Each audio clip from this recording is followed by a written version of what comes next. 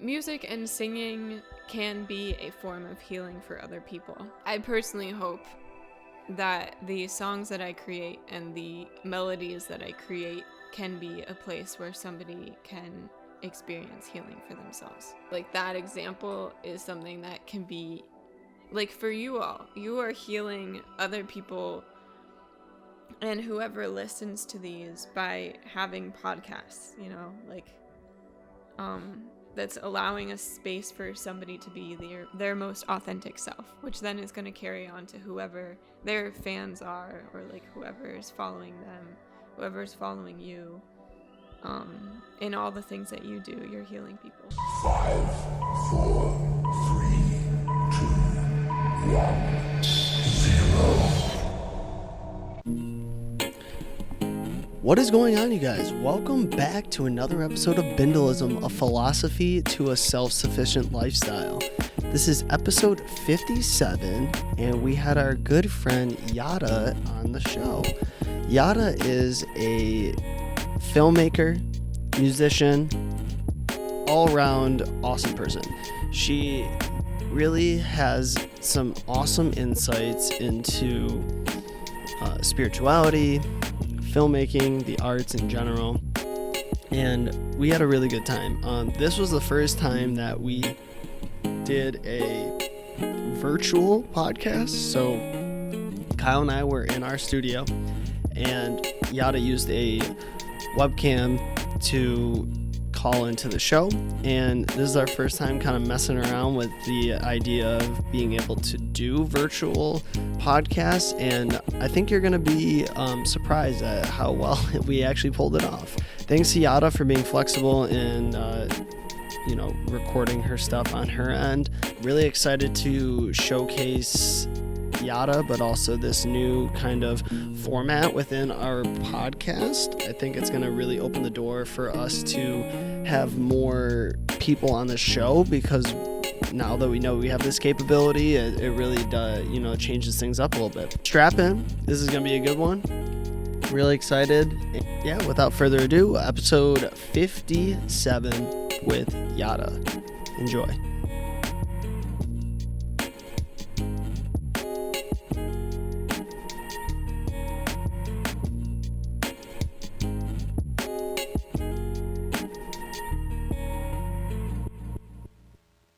Episode 57 of Yada. 57! Woo! Woo!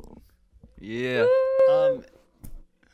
Our first podcast through Google Meets. Webcam in general. So this is pretty dope. Yeah, we'll have to see how this comes out in the end. Success. We're learning. But, thanks for coming on the journey with us. Yeah. Always journeying. ready for it. This journey of life is a beautiful life. Journey of life into the best. Well, into the unknown. This episode is about you. So why don't you start by, introducing yourself to the lovely people listening, and we'll get into it. Sure. Cool. Yeah. Well, introducing about myself. My name is Yada. It means Queen of Mermaids. And also Queen of Flowers, so I am a nature child. And I am an artist in residence, the first one at the Art House Alliance.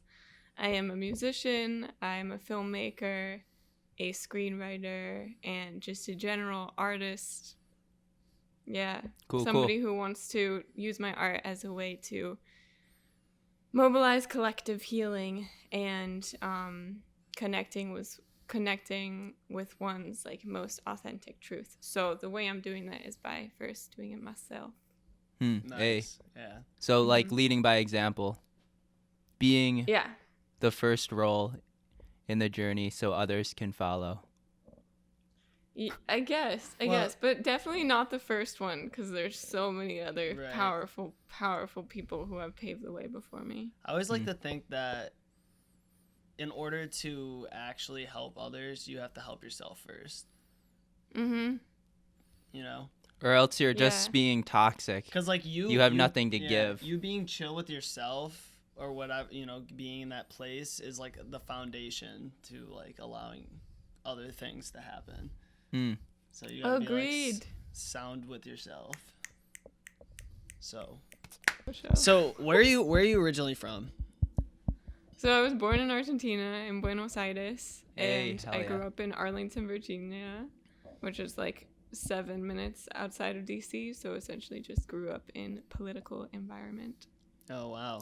Interesting. Mm-hmm. How long did you live in Argentina? 3 years, 0 to 3 years old. But my soul, a lot more.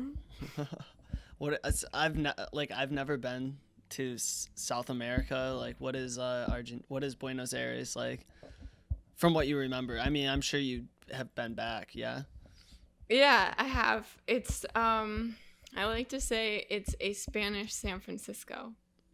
Interesting. With a lot more community vibe. Well, I haven't really lived in San Francisco, so I don't know completely. But it's a really beautiful place. I don't know. It has a lot of history that also needs to be, like, what's it called? Transparent with the world. And, You're saying it's like hidden away? well, not so much. Over there, they definitely, like, everybody knows that there was a dictatorship, and, they like openly talk about it. Like I'm the daughter of a refugee. So, I am somebody who, like, if I go into a taxi over there, I would like spring up the conversation and be like, where were you during that time? So that's just in my nature as a human being. But people generally like do talk about it when I open up, and maybe that's just because I'm a gringa, kind of. Half gringa who like comes up and is like wants to talk about the history of the country. But yeah, there is a lot of heavy history from Argentina, but there's also a beautiful culture of just people wanting to spend time with each other. Like, there's this typical drink called mate cocido, and it's stronger than coffee, and it's a green leaf.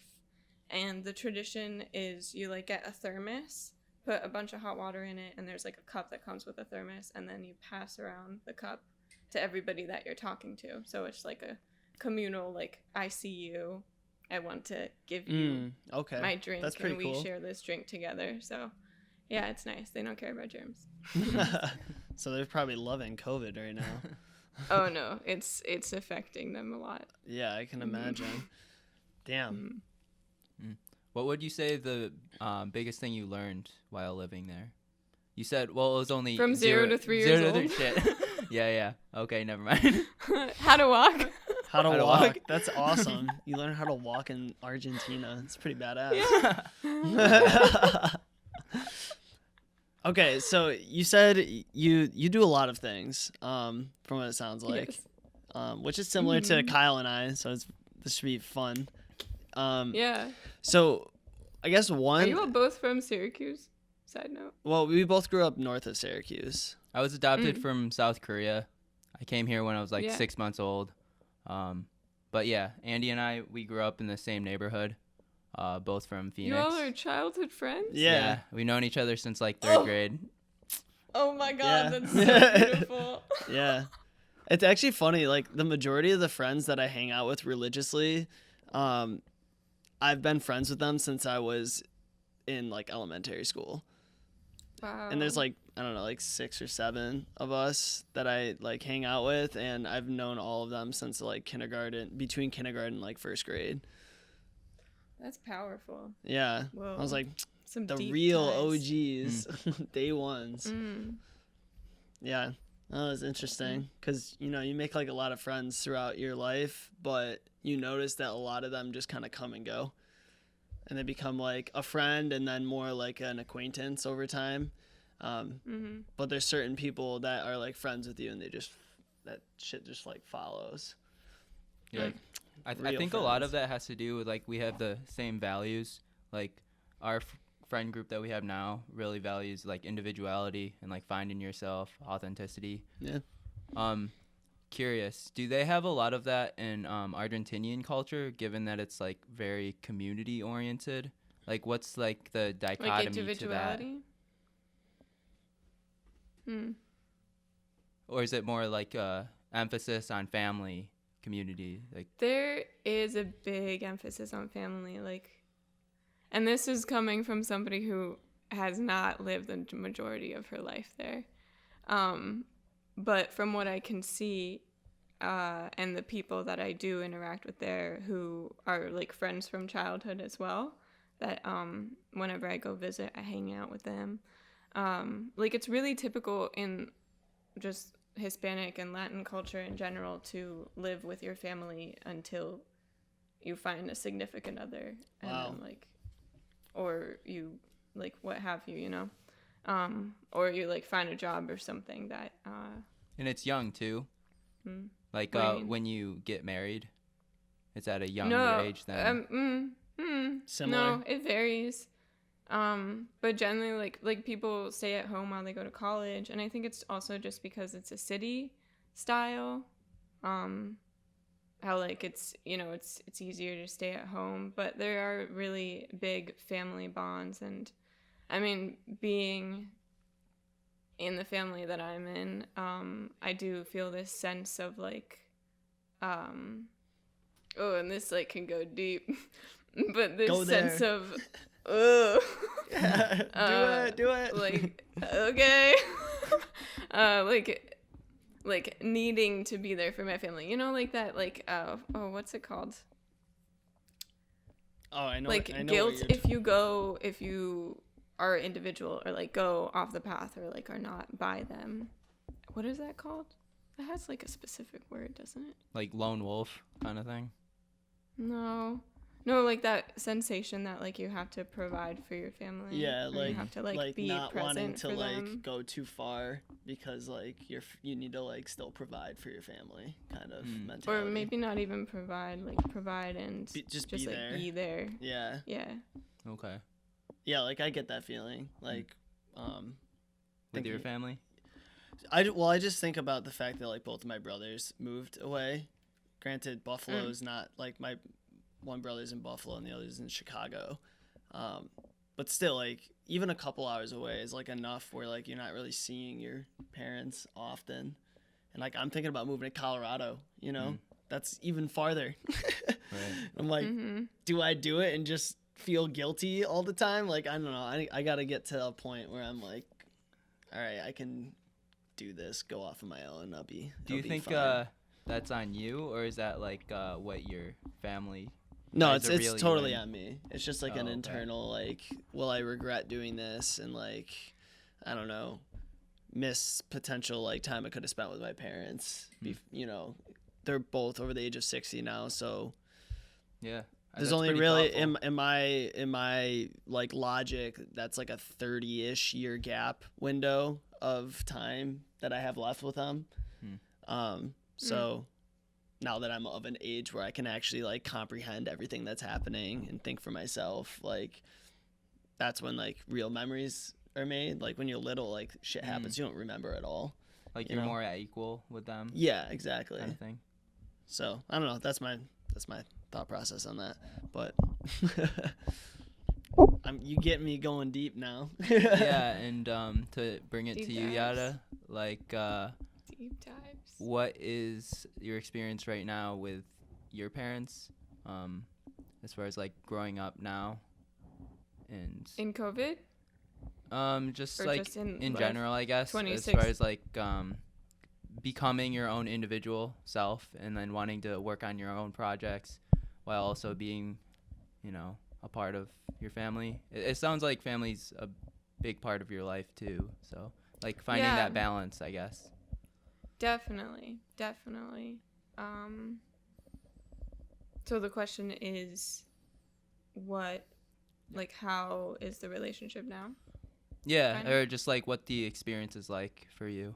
Experience. Yeah, it's gotten to and in this whole like me on my healing journey thing, which really has been happening since 2014 for me personally because of some mental health battles that I had. I definitely feel like now I'm actually stepping into was talking about this morning, into my Saturn return and how that is affecting my family relationship is it's making it just be like owning the authenticity. And I've always, as a kid, I was like the person making faces in photos, you know, like kind of being like the my mom used to call me el pavo, which means the turkey of the family. and my great grandma used to call me that too. And Is that like the black sheep kind of thing? kind of. It's like the person who's just a kooky being, just sticking out, doing their own thing. Yeah. Being like, Yeah. you know, and now I feel like I do have a sense of autonomy in the relationship, and like I can speak my mind, and I can pave my path, and I know that they are supportive of my path, and I'm really, really, really grateful for their support in my path, and for their criticism when they provide it. And yeah, it's so I've lived with them throughout the pandemic, and it's been a incredibly intense and healing journey, which I've had moments in my life where I've lived with them during really emotional, intense times, and that's only strengthened our bond. But the only way that the bond strengthens is when I'm being authentically true with myself, and when I ask that they accept me. That's a good and point. you have to actually vocalize that to them to have them know where you stand. It's kind of like a sense of empowerment. Like, do you do that? How do you feel empowered in conversation with people? When I connect with them, over like shared interests or values, beliefs, and being heard and like accepted, like listened to, understood. Yeah, like essentially being on a level playing field and communicating. Like, as equals. Yeah. It's being able to like speak on equal terms, as opposed to like someone has like authority over you or X, Y, and Z, like whatever. Yeah. Because when that's involved, that kind of just like changes the nature of like what's going to be talked about.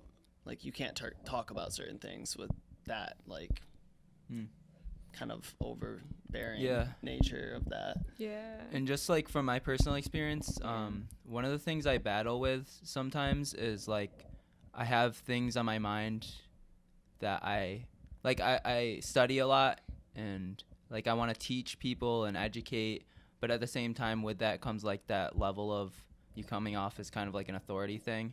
So I find myself like holding back, and like the idea of you can't help someone if they don't want help kind of thing, but also it's like trying to like meet them where they're at too. I don't know, it's just like I'm still sorting it out, but like I think as any individual, as they're growing and you start to like develop yourself and like who you are, there's this sense of like disconnection from like friends that you once had to then gaining new friends that share new interests, and it's like this constant battle of trying to balance those two, that dynamic. I don't know if you can relate. I'm just kind of like 100%. Rambling. No, that makes me think about how like, ooh, that term of like holding yourself back type thing. It just that is like the ultimate battle. That and like being seen, because I think that at the root of it is like you just have to be seen for who you are, exactly where you are, and like no matter like if you want to teach, like go teach, you know, or because in any point like maybe it just makes me think like that term of like, oh, somebody's gonna see me as an authority figure, and this is just because I've also experienced this. So I feel like that is kind of Ooh, and I'm still learning through all this, so it like feels weird to talk about it because I'm also a student. But it feels like that's like an ego thought of like, not in the sense like super ego, but like just thinking about how others perceive you, when in reality it's just like you putting out what the world is bringing through you, you know, and like letting what wants to come. And it's like the further you go down the rabbit hole of like finding who you are, the more like authentic and I think different you become from the masses. And I always get the sense of like fear if I'm in this environment that isn't open-minded, because like going down the rabbit hole and like becoming an individual is just like, I don't know, there's sense of like with the masses of groupthink, and if you're opposing that by just being yourself, then there's that level of like tension when there really shouldn't be. It's just like I think it's an innate thing that humans have. So I'm like understanding of it and I get it, but at the same time it's like I'm sacrificing myself a little bit, and that's okay. It's just like for the time being until you find people that align. What are you afraid of though? I'm afraid, and that's an ego thing too. It's like afraid of judgment, like not being accepted. Open up that suitcase. Time to unpack.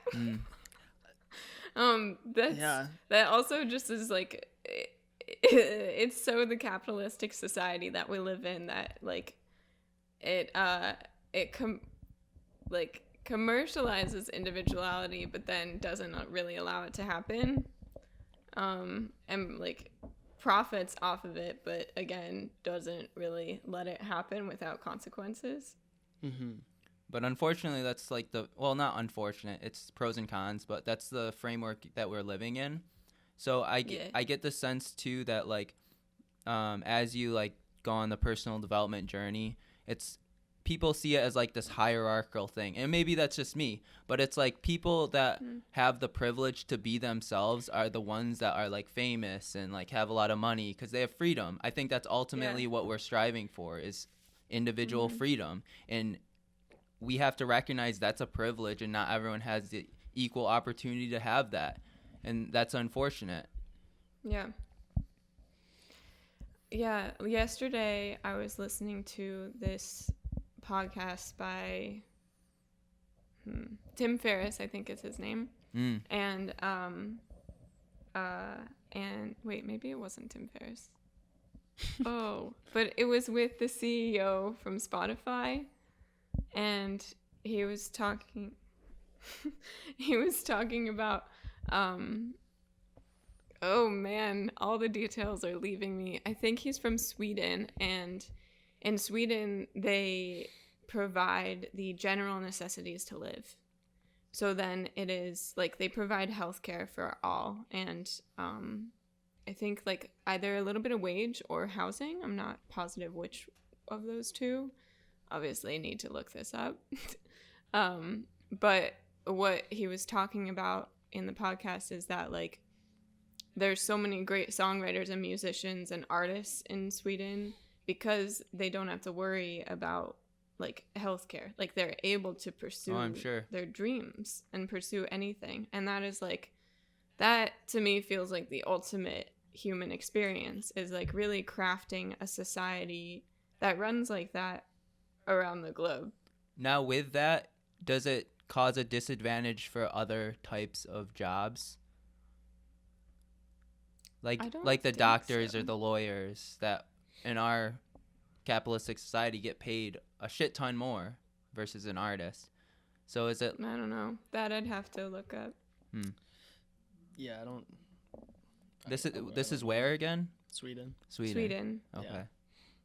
But like, the only way you could actually ever partake in that is if you became a citizen, you know, which I don't know. It could be a cool place to live though. Like try living, you know, see what it's like. It's also like super dark all the time up there. It's like Portland. Yeah. Well, not in the sense that it's cloudy. Like, it's so far north that in the winter it's like dark like all the time. Okay. Like here it's dark Yeah, there's like 2 pretty hours early, of but sunlight or like something. there it's like you get like barely any light at all. So it brings like another factor in, like that, like depressive state everyone kind of feels during the winter times, just lack of like sunlight basically. There it's like worse. So yeah, it's hard to know like gauging level of well-being in that society compared to ours, because of it could just be the climate's different, having a huge effect on people's emotional state. It's completely different. Like so it's hard to know everything. if like in certain capacities if that's a better way of living as opposed to us, because there's so many different factors to consider. Ooh. It just makes me think about like I mean, I think that universal healthcare should happen personally, and that's like they are embodying that, and then also like housing for all can happen also, in my opinion. Yeah, the issue Here in America? Yes. Okay. Yeah. Let's get into that. I mean, let's get around into the that. globe. So the way I see this is that until like there has to be a balance between government having like their hand in some things and there being like a free market. And those certain things that the government should have their hand in are like just like basic human rights, because they have the power to actually assure that everyone gets that. The necessities. So making insurance like privatized, like it's insurance is all through the government. Like certain like housing through the government, like putting a whatchamacallit, a fucking like cap on rent like hikes. So you can actually control how expensive it is for people to fucking live in I think the biggest thing that pisses me off is that there's landlords that own shit tons of property and probably have less than half of it actually filled out because their rent's so fucking high, and they'd rather wait for someone to pay them as opposed to getting someone's ass in that house to start paying some of their like mortgage back. And it's getting to the point now where less and less people are able to actually pay for rent. So now there's going to be more and more just empty buildings, and then those people are going to have to fucking foreclose or sell property because they can't afford to hold property that's not being rented. Are you or rent prices have to come down. Are you familiar in this topic, Yada? A little bit. Not where I can factually, just opinion based. Okay, I'll direct this question to Andy then. So what is, like, I understand, yes, we gotta fulfill basic needs for everyone, and raise that floor to a higher standard.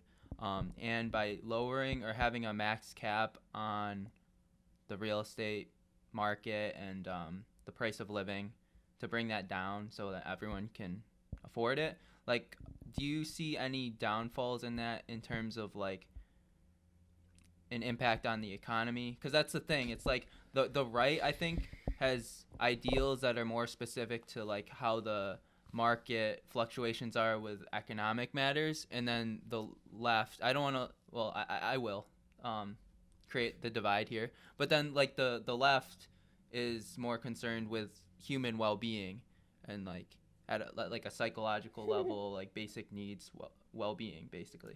So like a certain part of the left, yeah. A certain part of the left. Of the left, okay. So are you able to give us any like pitfalls or downfalls on how like putting a cap on the price of living can create detrimental effects in other areas? Because it is pretty obvious that it's good for so it's going to affect the real estate market. So what I'm not saying is, I'm not saying that people can't buy real estate and rent it out, but to some degree, maybe even it's like certain areas of cities you can't raise rent past a certain height because you have to like cover however many fucking people live in the city that need somewhere to stay, right? Like if the whole problem is you want to keep people off the streets, then you have to give them somewhere they can fucking go, right? But if they can't afford to rent out that place, then they're back in the street, you know, or they're in a halfway house or whatever.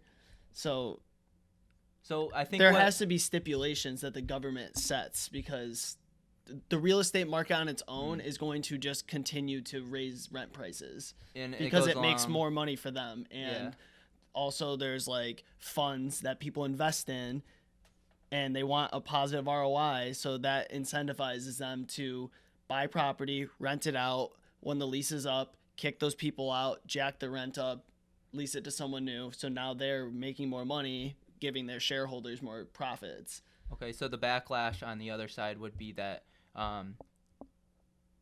like, you can't benefit from capitalism. Like, what's creating is like the rich getting richer and the poor getting poorer. Right. And obviously the rich want to keep getting richer. But the thing is, they're gonna have they have the power and they have the backlash on. You could still make money off real estate. It's just that what I'm saying is in certain areas where there's a significantly larger population that is in or below the poverty line, there should be stipulations about rent to keep people off the street.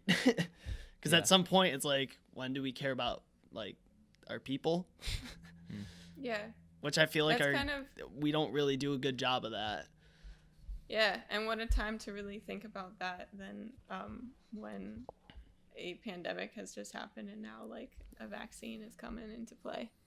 Yeah, there's this other Scandinavian country that they have curbed the people who are homeless. And the way they did that is providing housing and counseling for each person. Cool. Yeah, and like that model would be so awesome. I mean, shit, there's people who have houses that need counseling, you know? Everyone needs counseling. Also that. Yeah. So it's like, yeah, our culture is like, we're so quick to like create these like labels of people, and I feel like it's so common for people to see a homeless person and just want absolutely nothing to do with them.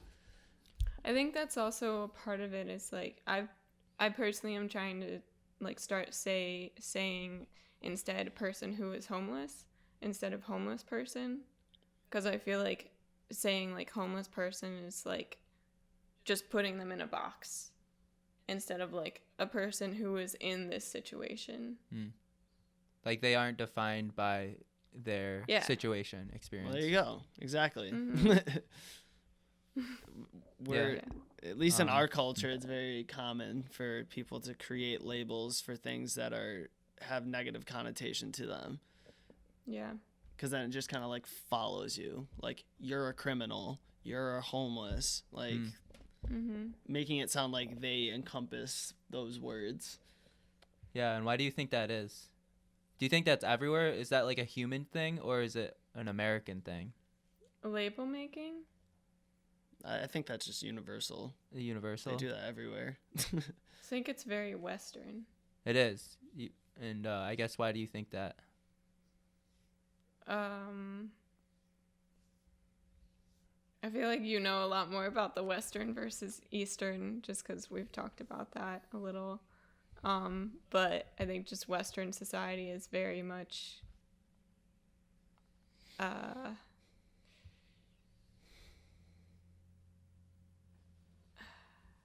individualistic. Yeah, and since it's individualistic, then it's like to get there you have to create like a brand for yourself, or like and that's a label in itself. So then it's like, okay, if I have a brand, then I have to brand everybody else around me. That's my small version without knowing too much. Yeah, and you bring up like it being an individualistic trait. And it's like we were just talking about how like there's a lot of benefits with individualism, like it giving freedom, but like with every positive, there's always going to be a bad.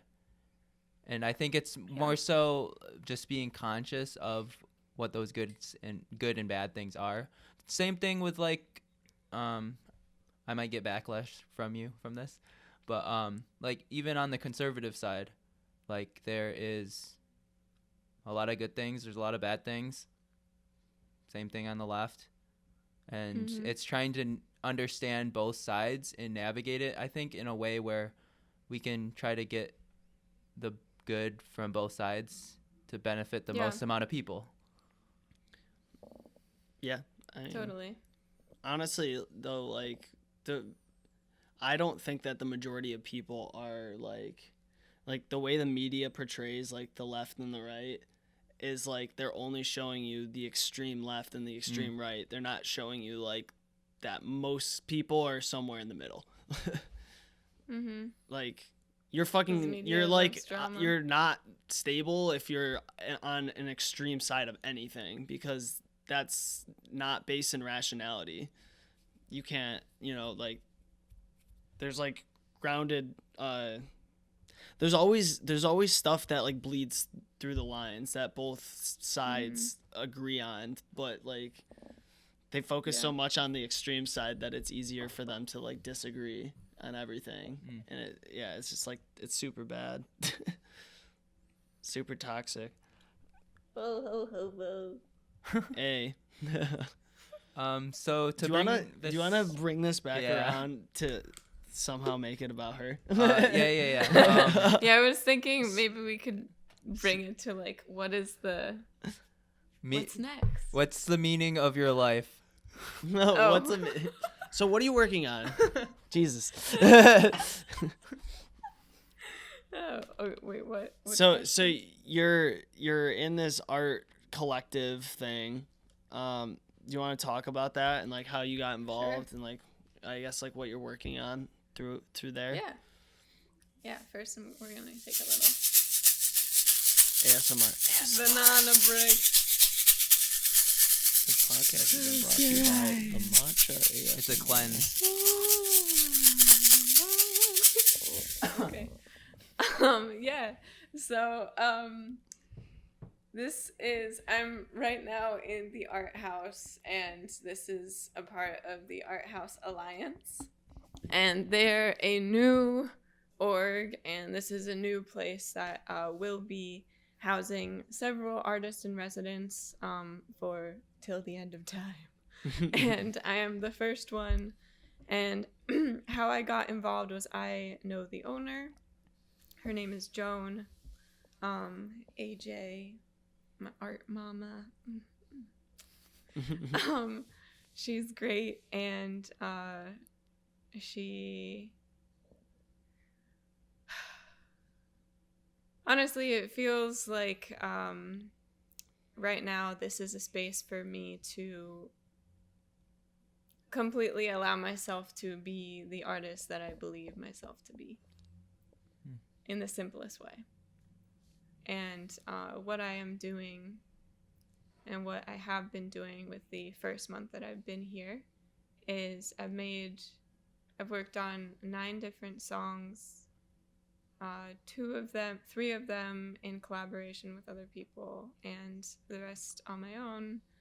And through that process, I'm, like, teaching myself piano, and a lot of what is coming from it is a way to completely heal myself.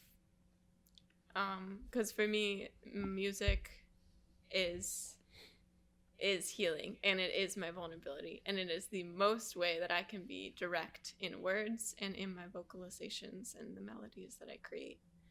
And that's really fun to say. Hell yeah.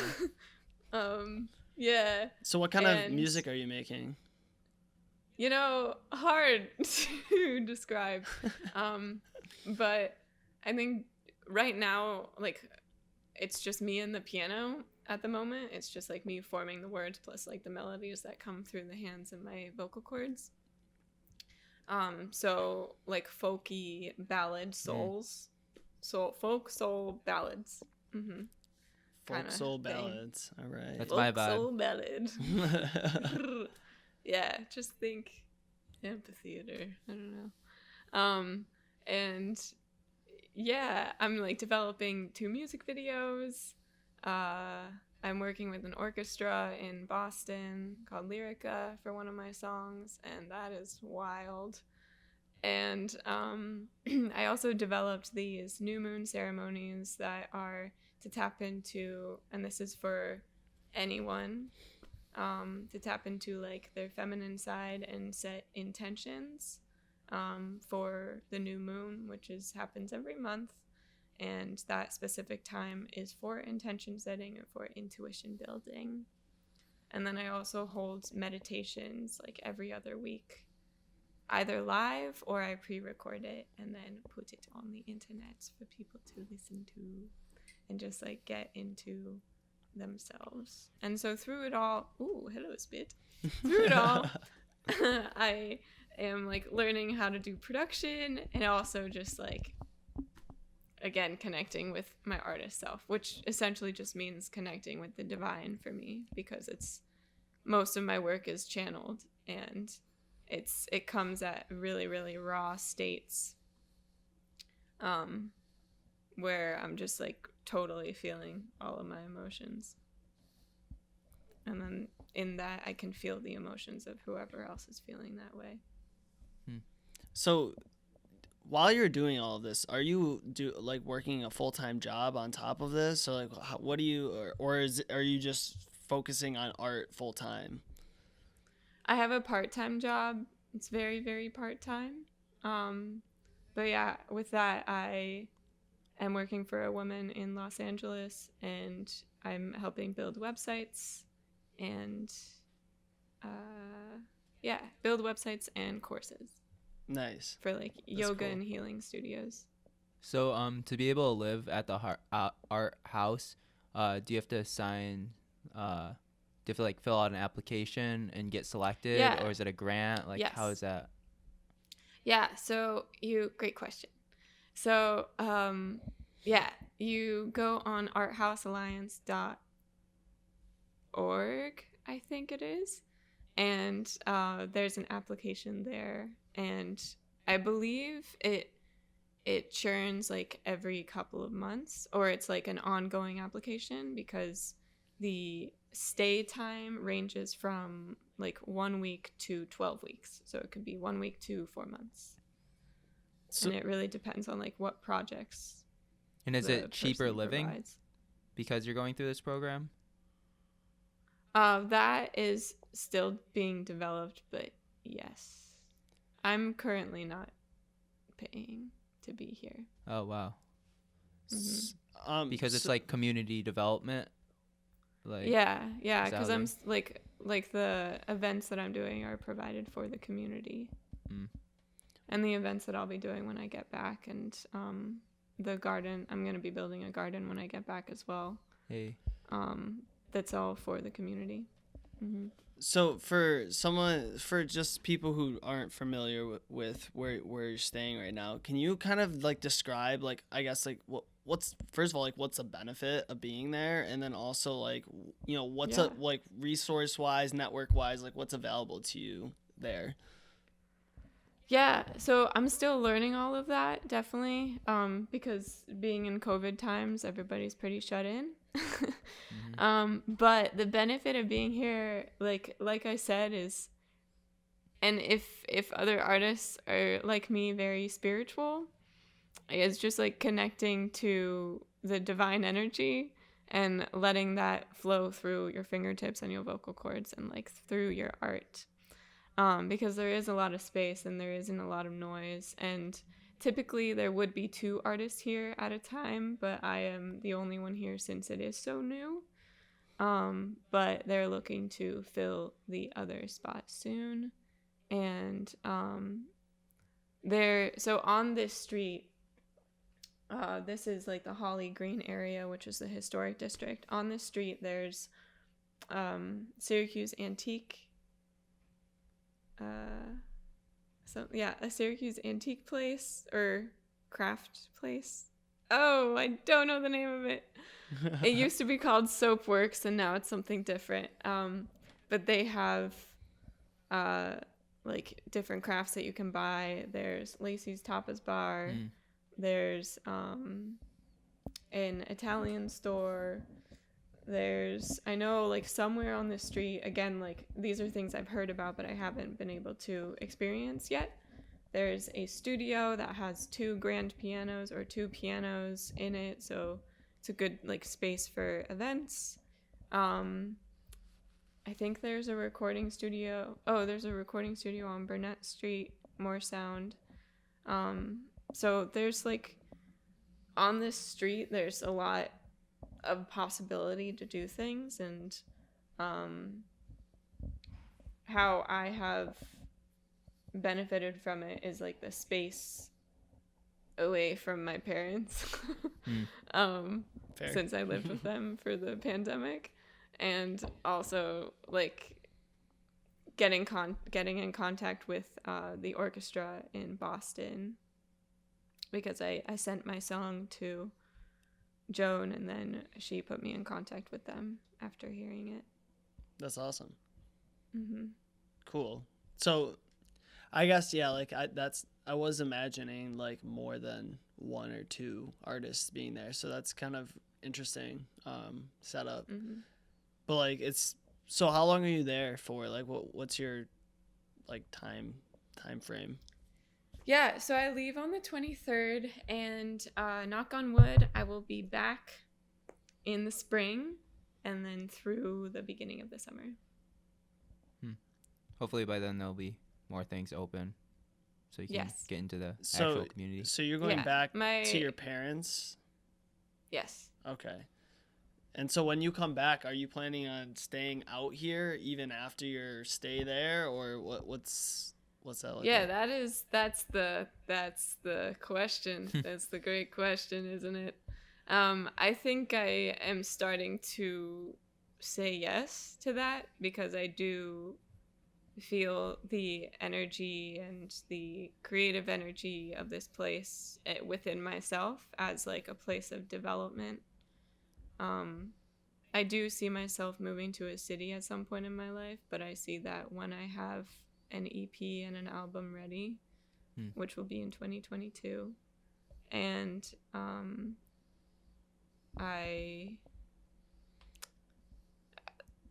there's something about the people in Syracuse that, like I said, is like really beautiful for development. I think everybody here is very forward thinking and revolutionary mindset, which is something that I love and something that is in my blood because of my mom and my uncle.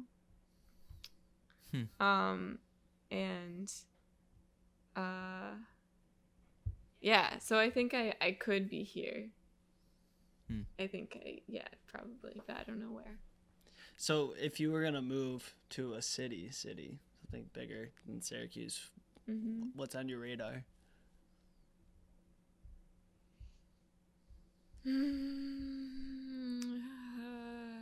London, Sweden, Los Angeles, New York, Austin. Any of those. Hell yeah. And just out of curiosity, like, you have a lot of different skill sets. Out of all of them, which one do you want to focus most of your time on? Right now, it's music. Music, okay. Definitely. I mean, I have a script in development that I'm still working on, and I'll be doing stuff when I, knock on wood, come back here, to help like develop that script even further. Because I'll be talking with local. The script is about a girl and her eating disorder and having like the mental illness kind of physically escape her body. And I'm going to be talking to a local, somebody who runs a local recovery center for eating disorders called Ophelia's Place, and asking her some questions, which will be recorded for the community as well.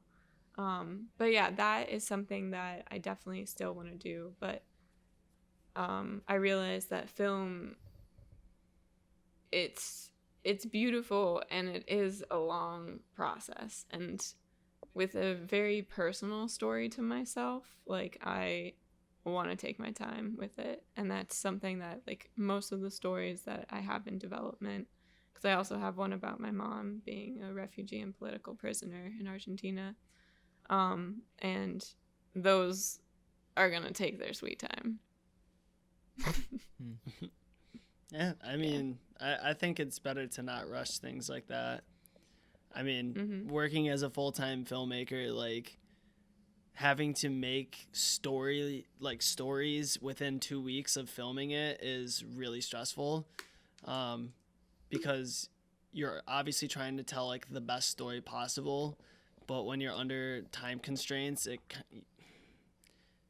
sometimes you miss like connections in what's being said that if you spent more time like really beating it down and writing it out and listening to it back like a billion times, you end up getting it right. So I definitely am a proponent for that, for sure. Yeah. Plus, if it's for you, you know, been there. There's no reason to rush anything, really. Exactly. Yeah. You recently had a movie that was released. You were director or producer on it? I was both. Both. Okay. Director and producer. Co-writer, director, producer. Do you want to give us a little backstory on that? What that was sure. like? And what it was? Yeah, so it's called No Nuts. It's on it's on Amazon Prime and Roku and YouTube. But yeah, so it's a story of two camp counselors who have some feels for each other, and then they are filming a TV commercial for a camp for kids with peanut allergies and nut allergies, and the camp is going under, but then their emotions get in the way, and something happens. Dun, dun. Dun, dun, dun.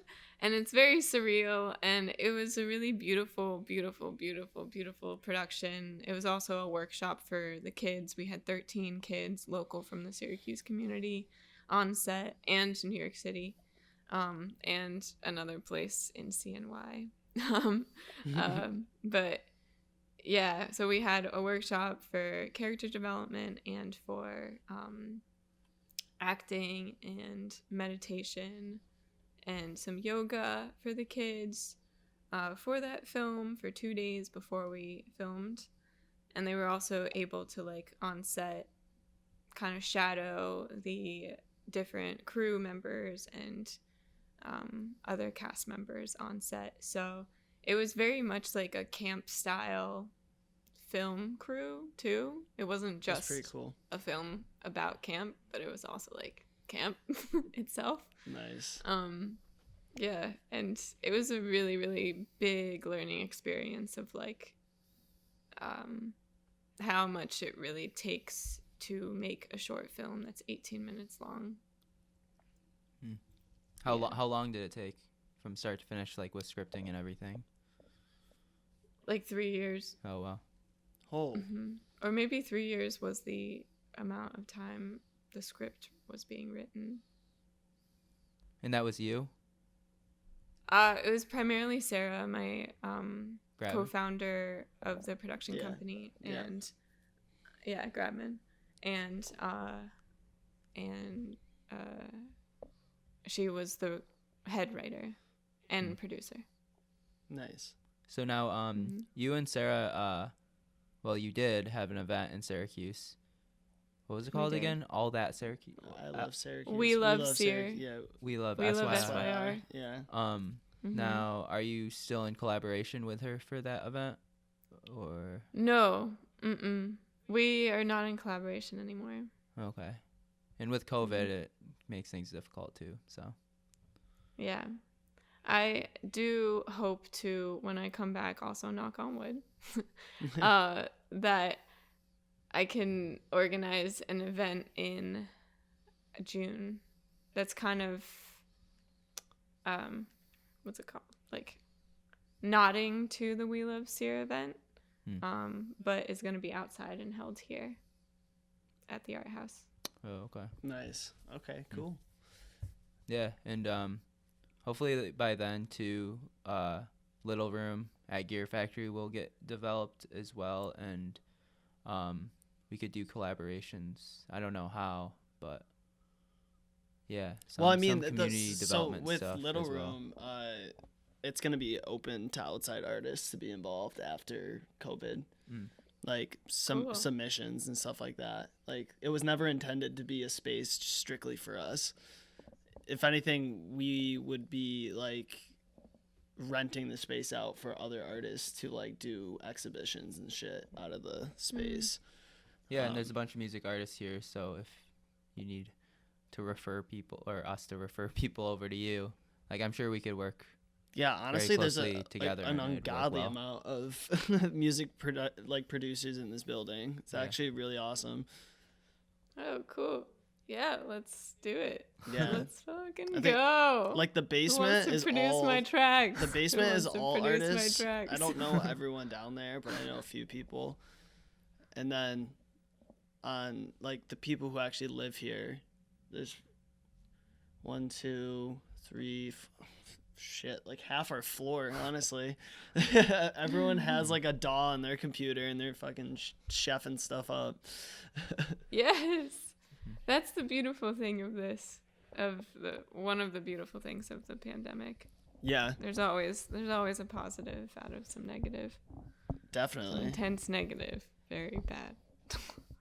So, it seems like with all of the projects that you're working on, or like the skill sets you're honing, there's like a level, like, and you came out and said it, you're trying to connect with the divine, with spirituality. Could you give us a little background as far as your beliefs in whether it's religion, spirituality, God? What's that like? I believe in the universe. And what exactly does that mean to you? Oh, what a hard question, Kyle. Sorry. Hack that all in. Ooh.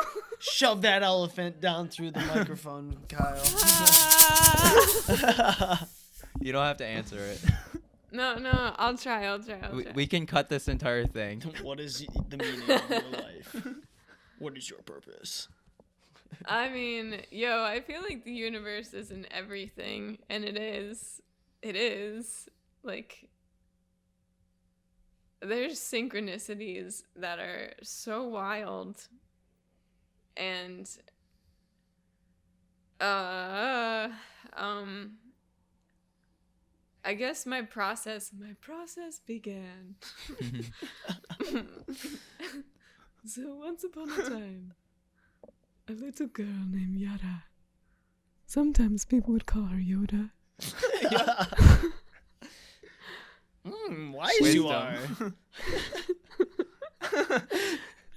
She walked and she was working. She was working on film sets. And then she got into a car crash. Oh. And then that same week, she got the death card from the deck of character. She was like, what is gonna happen? Oh no. And then she made it out alive. And so did her little car, Junie. Love you, Junie. And she realized, oh, I have to do music. I can't be working on film sets. What is going on? And then she went and traveled the world a little bit with all of her savings. Oh, God. Went into debt. She went and visited her family in Argentina and learned about her uncle and connected to her uncle, who he was murdered at the age of 17 because of the dictatorship. Damn. Bless you. Love you so much. And she went to Spain and then studied music and performance, and she felt guided the entire time. And Who are you talking about? we're talking about me. You went to Spain? Yeah. I went Dope. to Let's talk about that. Argentina, then Europe. I went to Argentina, then Uruguay, then Spain. Oh wait, then France, then Spain, all in the span of 2 months last year. And Holy shit. That's awesome. before that, I went to Utah for Sundance and Colorado and a little bit LA, and just was doing like the thing of don't have any responsibilities. Just And do. just do. Yeah, exactly. And like let the wind blow you wherever it's supposed to blow you. And it did.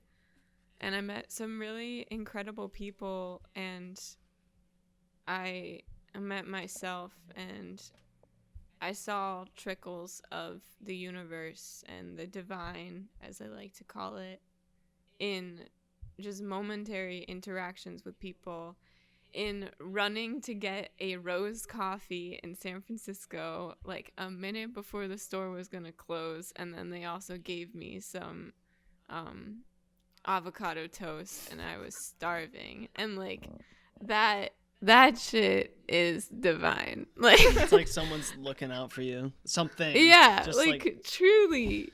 Yeah.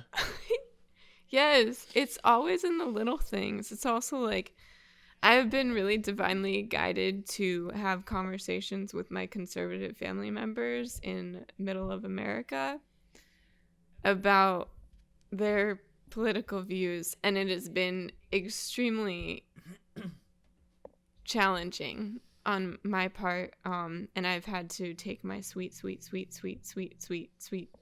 time with it, because I am very emotional, and I do feel the feels very hard. As one. But yeah. What? No, you continue. Oh. Wait, okay. But yeah, I just like, oh, I lost my train of thought. Choo-choo You're feeling the train, feels. Come on back, choo-choo train. Oh, yeah, okay. Okay, yeah, I've been really divinely guided in having these conversations with them, and like, it's been helping me understand their side a lot. I still haven't completely said my side yet, but that's kind of a part of the guidance, is like letting the moments of what you're feeling and how you react and internalize another person's feelings and reactions, like all of it, it's just really been a part of like acceptance. I feel like I'm going off in a tangent right now. I'm gonna start probing.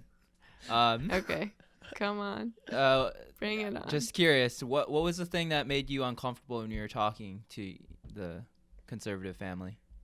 Oh, we gonna get deep. Okay. Let's just open that up.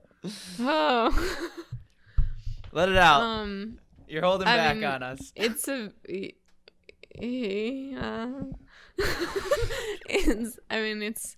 it's about pro-life / pro-birth, okay. in my opinion. Yeah.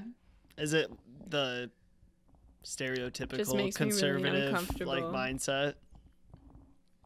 Like their views on it? Yeah. It's very interesting that if someone identifies as Republican, they're like just geared to think the same thought. Like no one just like has their own original thought about it. That's a blanket statement. I mean, I don't know a think this single relates a Republican lot that to- doesn't say the same talking point. I mean, liberals could be that way too. Yeah. They No, definitely like are. I'm saying on That's both why sides. I don't it's just like- identify. I'm just being the Yeah, moderator but- here and taking the hits. LOL.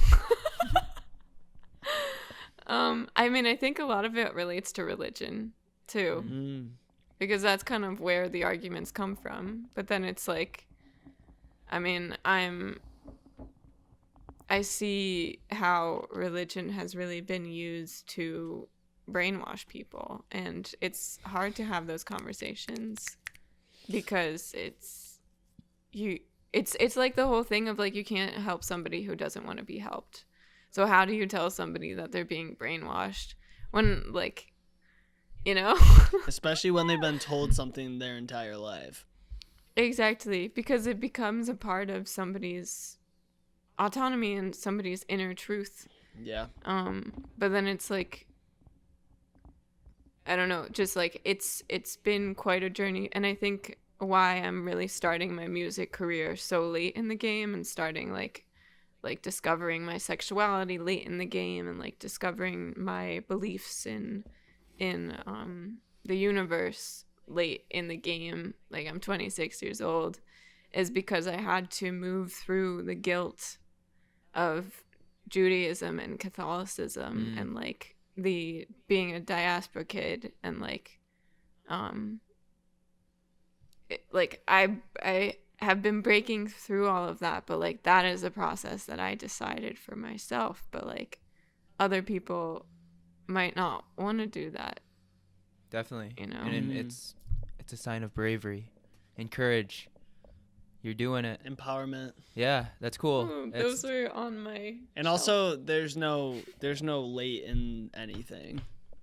Yeah. You know how many like That's true. billionaires became billionaires when they were like 45 and they were like in the second leg of their fucking career and then they just like hit it big. I don't know, shit just happens when it happens, you know, to everyone differently. This is true. And to hit on the guilt that you were feeling, if you're looking at like levels of consciousness, I forget who was the author or like the person that created this chart or framework, but guilt is actually one of the lowest levels of consciousness, and it creates an inactivity in people. And so when you have like authority figures like imposing beliefs and ideologies like that out of fear, like fear mongering, then on the masses, which has happened over the history of humanity, but it keeps the people weak. It draws out that empowerment that we're talking about, so that they can keep control and stay in power. And it keeps people from thinking for themselves. They're always basing their actions or everything that happens to them on something, like more specifically someone is in control of their life, and they're just a shepherd of that someone, using them as like a conduit. That's kind of how I interpret a lot of people's like relationships with a god, as opposed to more of a autonomous or ambiguous thing like the universe or like should be a the relationship source or whatever you want to call it, like a relationship with God, as opposed to he's like this all-powerful, all-knowing. And maybe he is. Like listen to Kanye West talk about it. He literally is a perfect example of someone who talks about their life as if they had no responsibility for anything that they did in their life, and that some outside factor caused everything to happen. I was like, are you sure about that? Like, what's your proof? Yeah. Are you just saying? Yeah, that's the thing is like, sorry. No. Your statement. Go for it. I like getting cut off. Like, that's how I talk. Just run and gun. What? Yeah. Okay. Just go. Taking like the lack of responsibility, I think it's just a lot of it does lead to like a lot of it leads to like healing and really facing yourself and facing like your trauma, or like facing the things that you did wrong, like facing how you're holding yourself back. And that is brave, and it is courageous, and it is scary for a lot of people, like facing their own fears and unknowns and knowns, like their mistakes. And it's easy to just write it off and then forget about it, but like forgetting about it still means that it's there. Right. Like this is something that I read in this book, A New Earth by Eckhart Tolle. Oh yes, so good. Yeah. Did you finish it? No, I'm not done. I'm right there. I'm like halfway. Oh, do you want to talk about any of that Yeah, I was about Okay. to say, like, in it, they're saying, like, the pain body, like, if there's a situation or something that happens and it's not addressed and just, like, kind of blown over, it still stays within your body. Interesting. And if you don't address it, like, it could culminate in this, like, big explosion one day out of nothing, or it could culminate in, like, a cancer, or it could culminate in, like, a relationship breaking or something, you know. So how does one go into the darkness? Ugh. How do you go into the darkness? But what Toli's talking about, like, how do you? Oh, If you know you have a trauma or a wound, like, how do you lean into it and like try to analyze or? I don't think I reached that chapter. Oh, okay. Kyle's Well, just let gonna us know. I fucking mean, I tell can you the talk book. about my own life, but We'll revisit this. Yeah. If you want to like speak on this. sure. I mean, the way that I've delved into it, I have and this is like where all my money is going right now, is I have 2 therapists, and I call them my guides. They're great. I love them. Oh, I haven't told them that. They can't see this.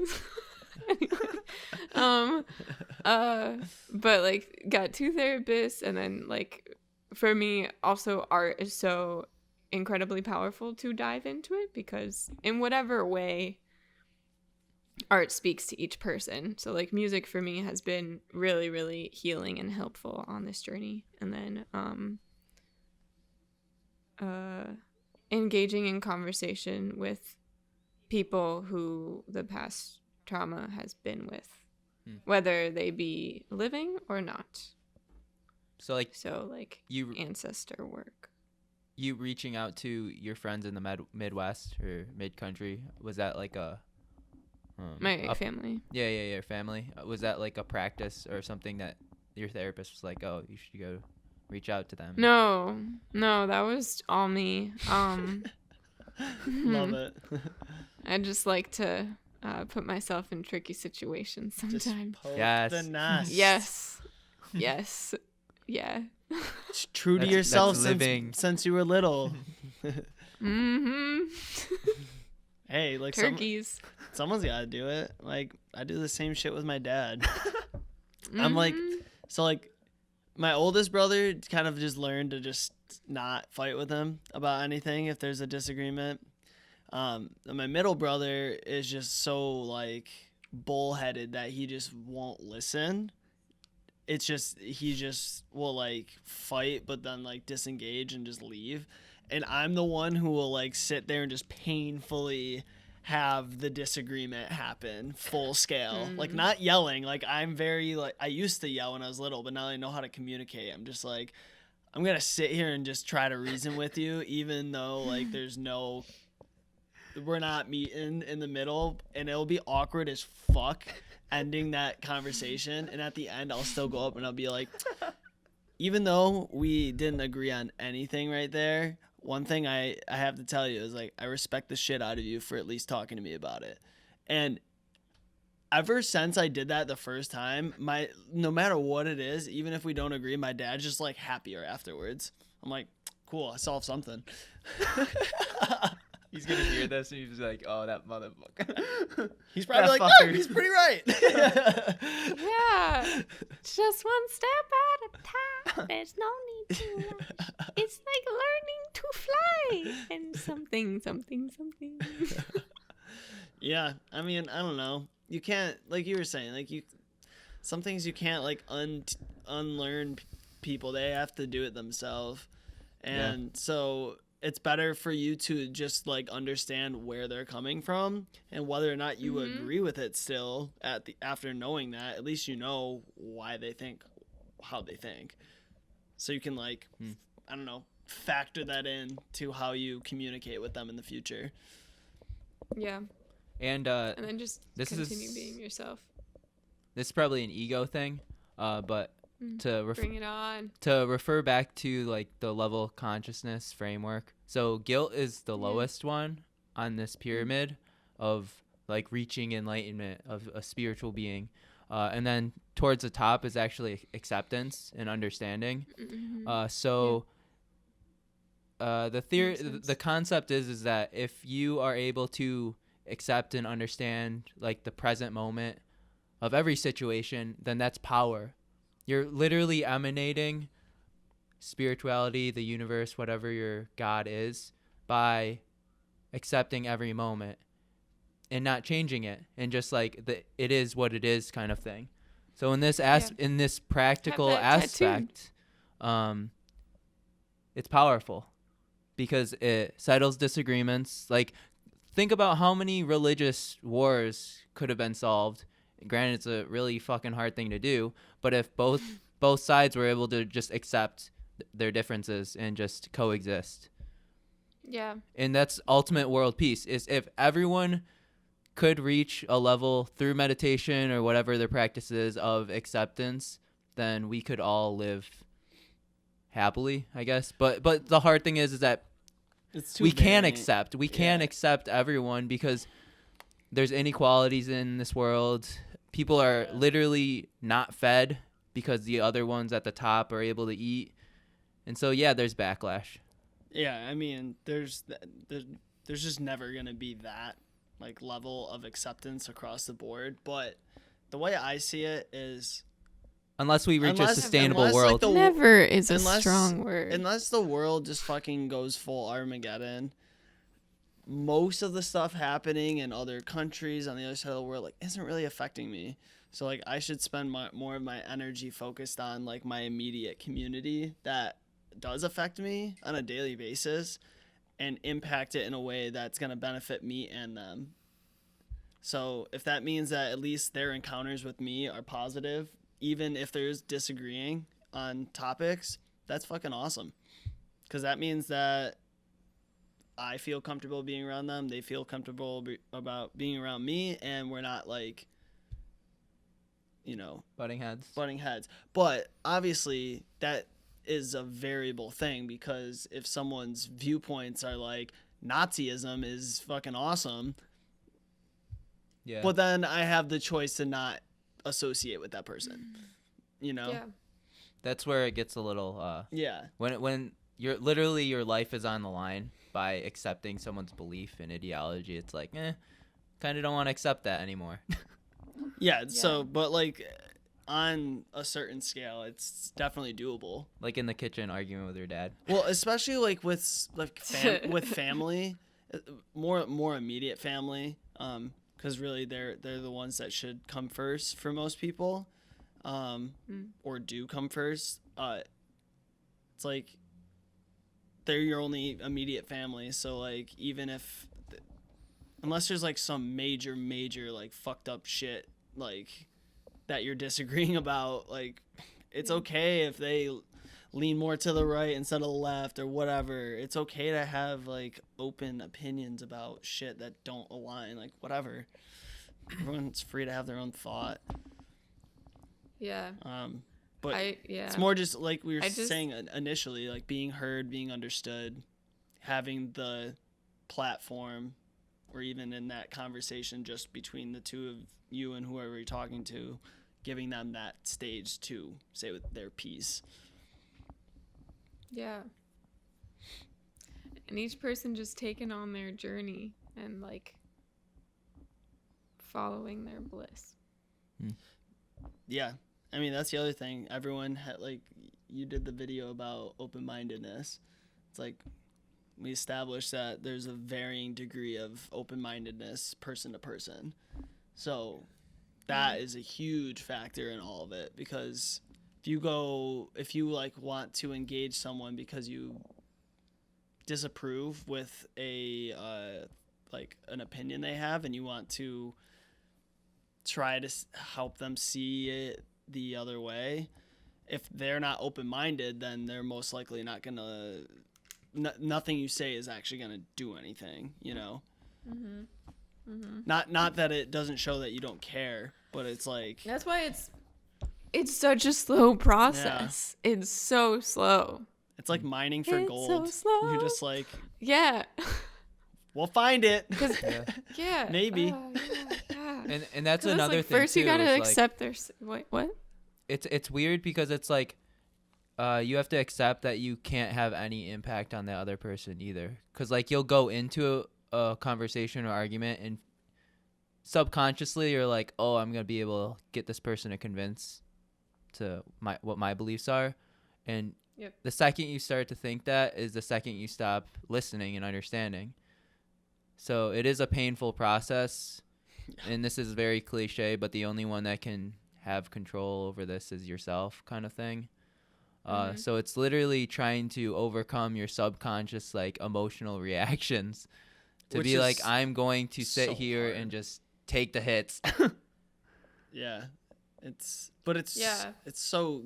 like so mentally toughening to go through it. Oh, it's so empowering. because then you can talk to like so many more people out there and handle people saying some like just baseless bullshit at you and be like, yo, dog, everything Yeah. you're saying doesn't actually mean shit to me. So I remember this dude, I was on an airplane and I started this conversation with this man, and we started talking about politics as life goes on an airplane. And then I like asked him like what he believes in and stuff, and then he was like, or we started talking about the environment and all of that, and he was like, yeah, like I totally love solar energy. I think it's awesome, but it's like also like causing this damage. And I was like, well, have you, like, I gave him a documentary to look at. But essentially what I'm trying to say is in having that conversation, oh my God, if you oh my human, oh my universe, whatever, oh my goodness, like seeing the way that our emotions were like working with each other during the like throughout the entire conversation, then going towards the end of it, like it was so interesting. So it began, we were like curious, and then something was said and I felt my heart beating like, oh my God, like I'm so angered by everything that's happening right now. And then I could see that in his reaction and how he was reacting. I literally just said that twice. How he was it's okay. responding, and the way that he lifted his voice, which I think is a very male thing and also like masculine thing to do, not just male, masculine in general, since there are masculine and feminine in all genders. But yeah, so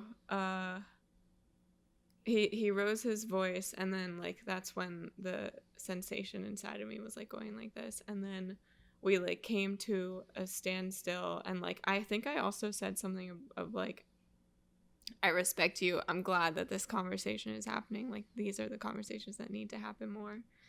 And there was some silence, some dips, recharge probably, and then when we left the plane we were like amicable, and I could sense that he wanted to talk more and like learn more, because like I would make jokes and be like, I'm this liberal person, and he was like, oh liberals, you know, something like that. And it just really felt like he hasn't had these conversations before, and those are just they just gotta keep happening, and they're so uncomfortable, but they're fun, kind of. Yeah. Yeah, well, I think through that listening and understanding his side, you start to see themes and you notice patterns of like, oh, this person is conservative. And I think just by listening, understanding it like helps lessen. It's almost like it becomes a stereotype and you take it less seriously and less like tribalistic, you know, because it's like the same narrative. It's like, oh, I've heard this before and I can understand where they're coming from. And this is like, okay, cool. And then you can kind of have a better way of navigating that conversation too, because you know, like, what are those trigger points if I say this? Because it's very like you say certain words and people are like very quick to jump on that. And it's it's thematic. That's a pattern in certain ideologies. But you were saying? I think it's so important to pay attention to how our bodies respond to these moments, because they say a lot more than the words do sometimes. Yeah, it's the association of past traumas, I think, to those certain beliefs. And a lot of past disagreements too. I'm sure like subconsciously we're like going back to past experiences with like arguments of family members, hearing these certain words, and then they're like trigger points. And then the healing begins. Dun, dun, dun, Also, like, dun, having, dun, dun, dun. like, as much as that conversation was probably new and, like, uncomfortable for him potentially, obviously same on your end. And the reason being, like, we all kind of surround ourselves with people that all have similar-ish viewpoints. So when you do end up in a conversation with someone who doesn't have those viewpoints, it's, like, jarring. You're like, whoa, where are you coming from with all these, like, things that are totally the opposite of me? And, like, I don't know many people that have full-blown, like, conservative views. Granted, I grew up in a pretty liberal-minded household, so kind of just We should by get more people association. on the podcast that are more like conservative. It might not end well, but I think it's beneficial for learning. Yeah, I can recommend some people. Yeah, definitely. it would have to be with open-minded conservatives.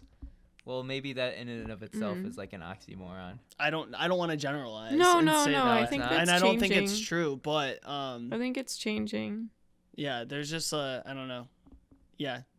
You know, you don't want to like put yourself in a situation where you're talking with someone who's going to like taint like whatever we're doing, you know, for having beliefs and having a clash of some sort. And well, it's got to be with someone who we know like would be cordial to talk with, and at the end of the day we could part ways, and if we didn't make any like full-blown connections on anything, it's okay.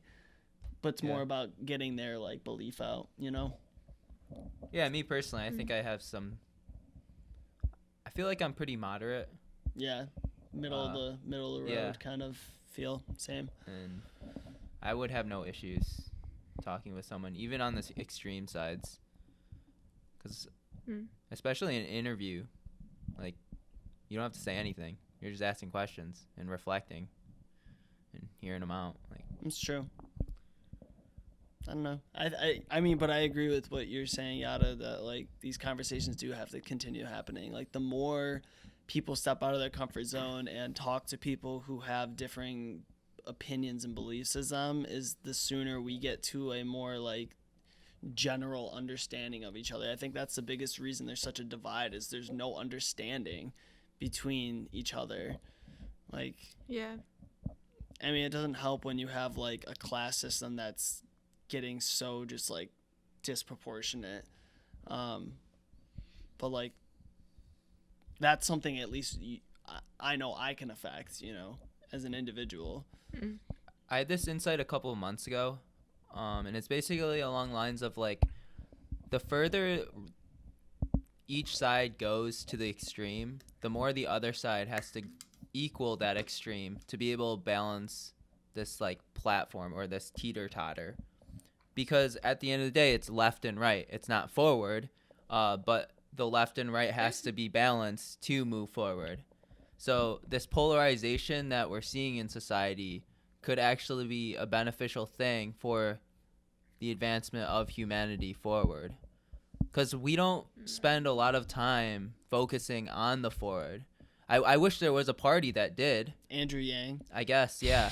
But like that's the issue, I think, is because we're looking left and right, and with that is like blindness to what could be the potential of like innovating in, like you were talking about, like Syracuse is very like forward thinking. Like where is that, you know?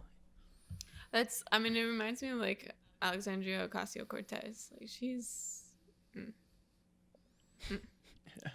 she's amazing. Oh. Yeah, she's a very empowering that's person. all I have to say. Is she pretty progressive minded? Yes. Yeah. Very progressive. She's a democratic socialist.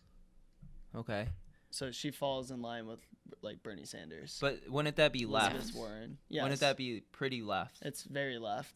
It's like So I guess it's not. the farther end of the it left just feels side. because I think that it is the farther end of the left. What is left and right? I just want to point out when I say progressive, this is more for the viewers, but I don't mean necessarily left progressive. I mean, what is the combined left and right, and where are they headed together to go forward? So, right. like futurists, I don't know. Progressive in the sense of like they're forward thinking for the whole of humanity. And I think that gets taken out of context. Maybe I'm using that word incorrectly. Well, it's just like a muddied thing because with the Republican Party,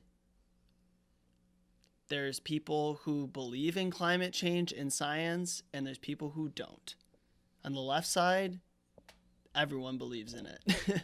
So it's interesting because there's like a dichotomy there where you have people who actually are forward thinking because they believe in major things like that, like science and like how we can progress humanity forward, like help save our environment to keep it inhabitable for humans to stay here. Whereas other people in that party don't necessarily believe that, therefore aren't necessarily thinking forward in how you're seeing it. And then to go a little bit deeper, like what would those two sides align in? And maybe that's where actually more of like thing. religious beliefs fall into play. Things like abortion, things like how the economy should be run, healthcare, which I don't even fucking know what conservatives believe in for healthcare. It's just dying, I guess. I mean, yeah, I feel like it's like forward thinking is just beyond thinking politically. Yeah, definitely. It's like, trying to we solve can't problems. really thinking at the about end of the day, just like we're all humans. How can Yeah. how can we sustain humanity? Not how And does it this all comes affect my back to- political agenda? Will I get voted Yeah. for if I do this? And I think it all comes back to like what we originally started talking about, which is like heal yourself first so that then you can either heal others or like pave the way. Yeah, I think an issue too, like this is important, is that there's a lot of people who are voted into these positions to actually have an effect on anything, and they haven't come to terms with who they are. Like, they're not open-minded and self-actualized. The insecurities that draw us back. So we're putting people in positions of power that don't even know who the fuck they are, and making decisions for everyone. What? It's like, yo, do you even have like a control over your own self first? It's just like it's bad. I don't know. You said that you have to heal yourself, or we said that you have to heal yourself before you can heal others. Given your background in spirituality, I'm throwing a lot of loaded questions at you, so I'm sorry. But again, I think I have a banana friend. She's got the banana. I think they're good questions to dissect because it helps us. Yeah. They definitely are ones that I have more experience with. But the question about healing is, I guess, simply put, like, what's the best way to heal yourself? That is a unique experience. There's no There's no one way. So No. If it's a very generalized thing, I guess to make it more specific, like, what would you consider the best way to heal yourself is? I think before diving into that, it's like, what does heal yourself mean? Good point. I think to heal yourself is to see yourself for who, what, how, why you truly are. Authenticity, right? Yeah, authenticity. And acceptance. Totally. Self-acceptance. Yeah. Self-acceptance. It's like being like completely aware of everything thing you should be aware about yourself. Mm-hmm. Like if I don't know. And without Yeah. judgment of the good or bad. I think that's a really major point. It's like, oh well, I have these like tics whenever I go out in public or something, and I hate myself for that. And it's just trying to be indifferent to those tics, those things that were once labeled to be negative. Yeah. Yeah. Total acceptance. Radical acceptance. I think. Yeah. Yeah. Which is Yeah. honestly like that. Isn't that like what everyone's looking for too? Like when they're being with people, it's like you Everyone. want to be with people who are confident and like believe in like, or they're just accepting of themselves because like they're the Confidence isn't it. I really want to discount that. Confidence comes through acceptance. Like there's two, in my opinion, there's two areas of confidence. There's like false confidence and then like true confidence. False confidence is like Donald Trumps of the world. Okay. People who definitely don't know who the fuck they are, and they just are out doing some bullshit, but they just like say it so eloquently that like people believe it, and it just like boosts them up. Yeah, their ego. Eloquently. All right, he doesn't get a pass on that. But like some people, like the stereotypical like con man is like a smooth talker that Right. has charisma that people like buy into, even though like what they're saying is actually even bullshit. though he or she is trying to, or them is trying to seek approval. Right. So like just the fact that they're trying to seek So- approval from someone is like creating an insecurity. I think, or is an insecurity. I don't even know if that's confidence. Like I don't know. Maybe there's a better word to describe the other half. Maybe confidence is like a more negative word to be confident. But it's like the way I see it is like as I went through my self-development journey and came to an acceptance of who I am and like definitely like changed my demeanor in terms of just like how I carry myself around people in public, whatever. Like I have a confidence to me because like I'm not walking around worrying and stressing about like who's judging me or what they're thinking or what I'm just fucking doing. And that's, I identify that as confidence, like because I don't have any self limiting thoughts. Doubt. I'm just doing. Whereas like someone else could be confident but also have a fuck ton of limiting thoughts. Mm-hmm. They just know like they can talk really well, so people will listen to them, so they can like smooth talk a woman or get their way in an argument or like swindle someone into like buying something for them for a higher price, like shit like that. Hashtag card. Yeah. Cars. Car dealerships. Right. Confuse the fuck They gotta out of get that you commish. until you just submit to what they want. Yeah. Which Yeah, I would call that that's- more of like a false Okay. confidence. It's like a facade. That's not actually real confidence. They're just, or, I don't know. They're also like okay with being shitty at times. Can I eat some guilt while we're on this? What was that? Oh. Is it okay if I eat while we're on this? Oh, yeah. This little piece of chocolate. Whatever you want. cool. We were drinking Yeah, beers some last AS. episode. Oh. Yeah, it's like Some whatever. ASMR. This is like ASMR. I doubt any.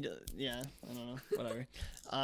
Yeah. So, how long have you been doing music? I'm just gonna like bring it back to that because I'm Sorry. curious about it. I do still want to answer the healing question of like what Oh yeah, What we do didn't I even finish think? that. My bad. yeah, because we were all talking about like what do we think the definition of healing is first. But what was the question, Kyle? It was like Yours was what is healing essentially, and then mine was yeah, but the one before that. what do you do? Excuse me, sorry. What do you do personally to heal yourself? Oh, okay, yeah. So that I think for me the healing has been nature, really like hugging trees. Hugging trees. Just hugging trees. Not gonna Okay. lie. Yeah. Music, like music in the sense of like like the image is me crying on the piano and like wailing with my vocal cords, like that is the healing. And journaling, I in one of my guides, what we do is I enter the space, and then I speak about like what is present in my body, and then like feel it either with my hands or like with my senses, and then dive into where that feeling is coming from, like who is saying it inside of myself. Is it a person from my past? Is it myself? Is it my childhood self?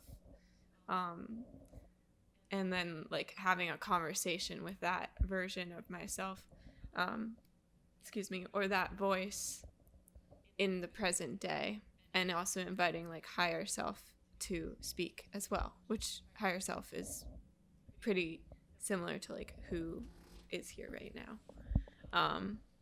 Yeah, those, hanging with friends is really great. Like I love engaging in like intellectual conversation and like intimate conversation. I love talking about sex.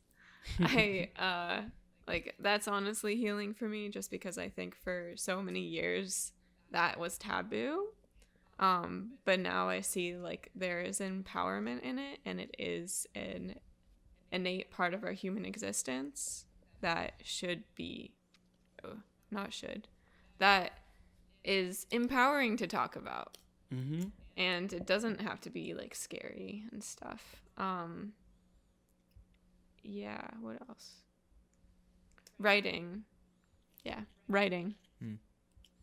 So I mean, the common theme that I see in all of those different aspects is that it gives you the time and space to be yourself, to be like what we were hitting on, your most authentic person. There are no constraints when you are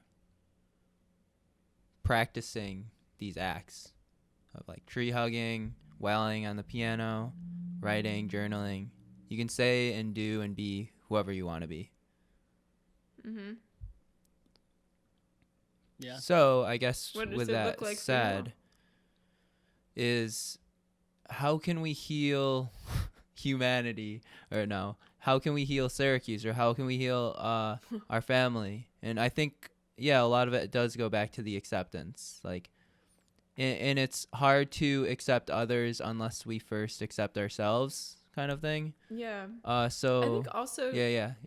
Go on. I just had a session this morning with an incredible intuitive named Nikki.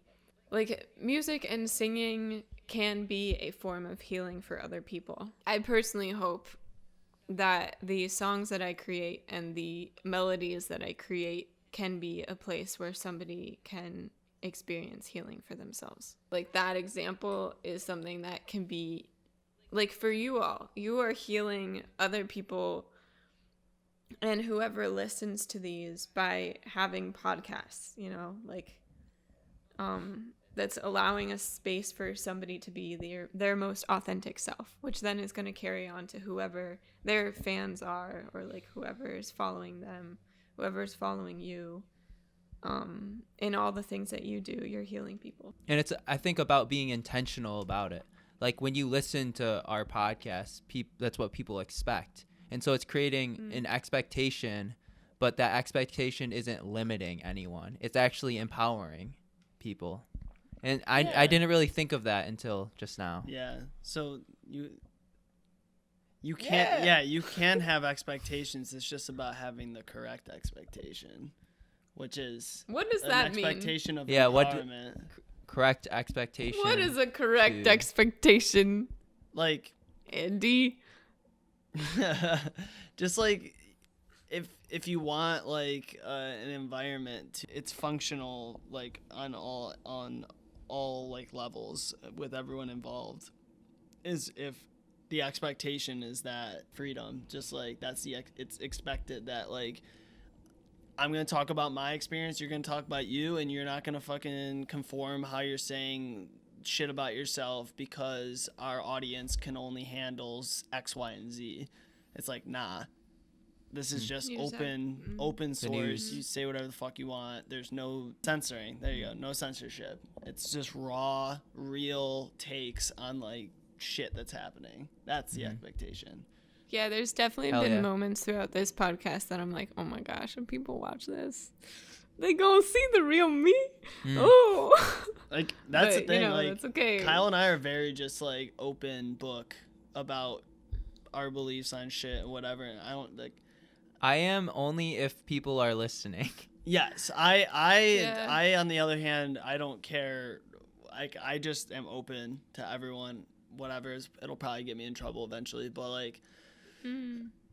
Yeah, this is kind of my first bout with it, really. I mean, these couple of months. So thank you for being an experiment for me, for like my personhood, because I really haven't like shared my truth in like a public way before. So thank you. Of course. I mean, that's what this is for, really. Like, yeah, exactly. Like this is healing me. Just conversation. So, thanks. And I think what helps too, Andy and I, we talk about this, but documenting the process as opposed to trying to create a product of this ideal, if that makes sense.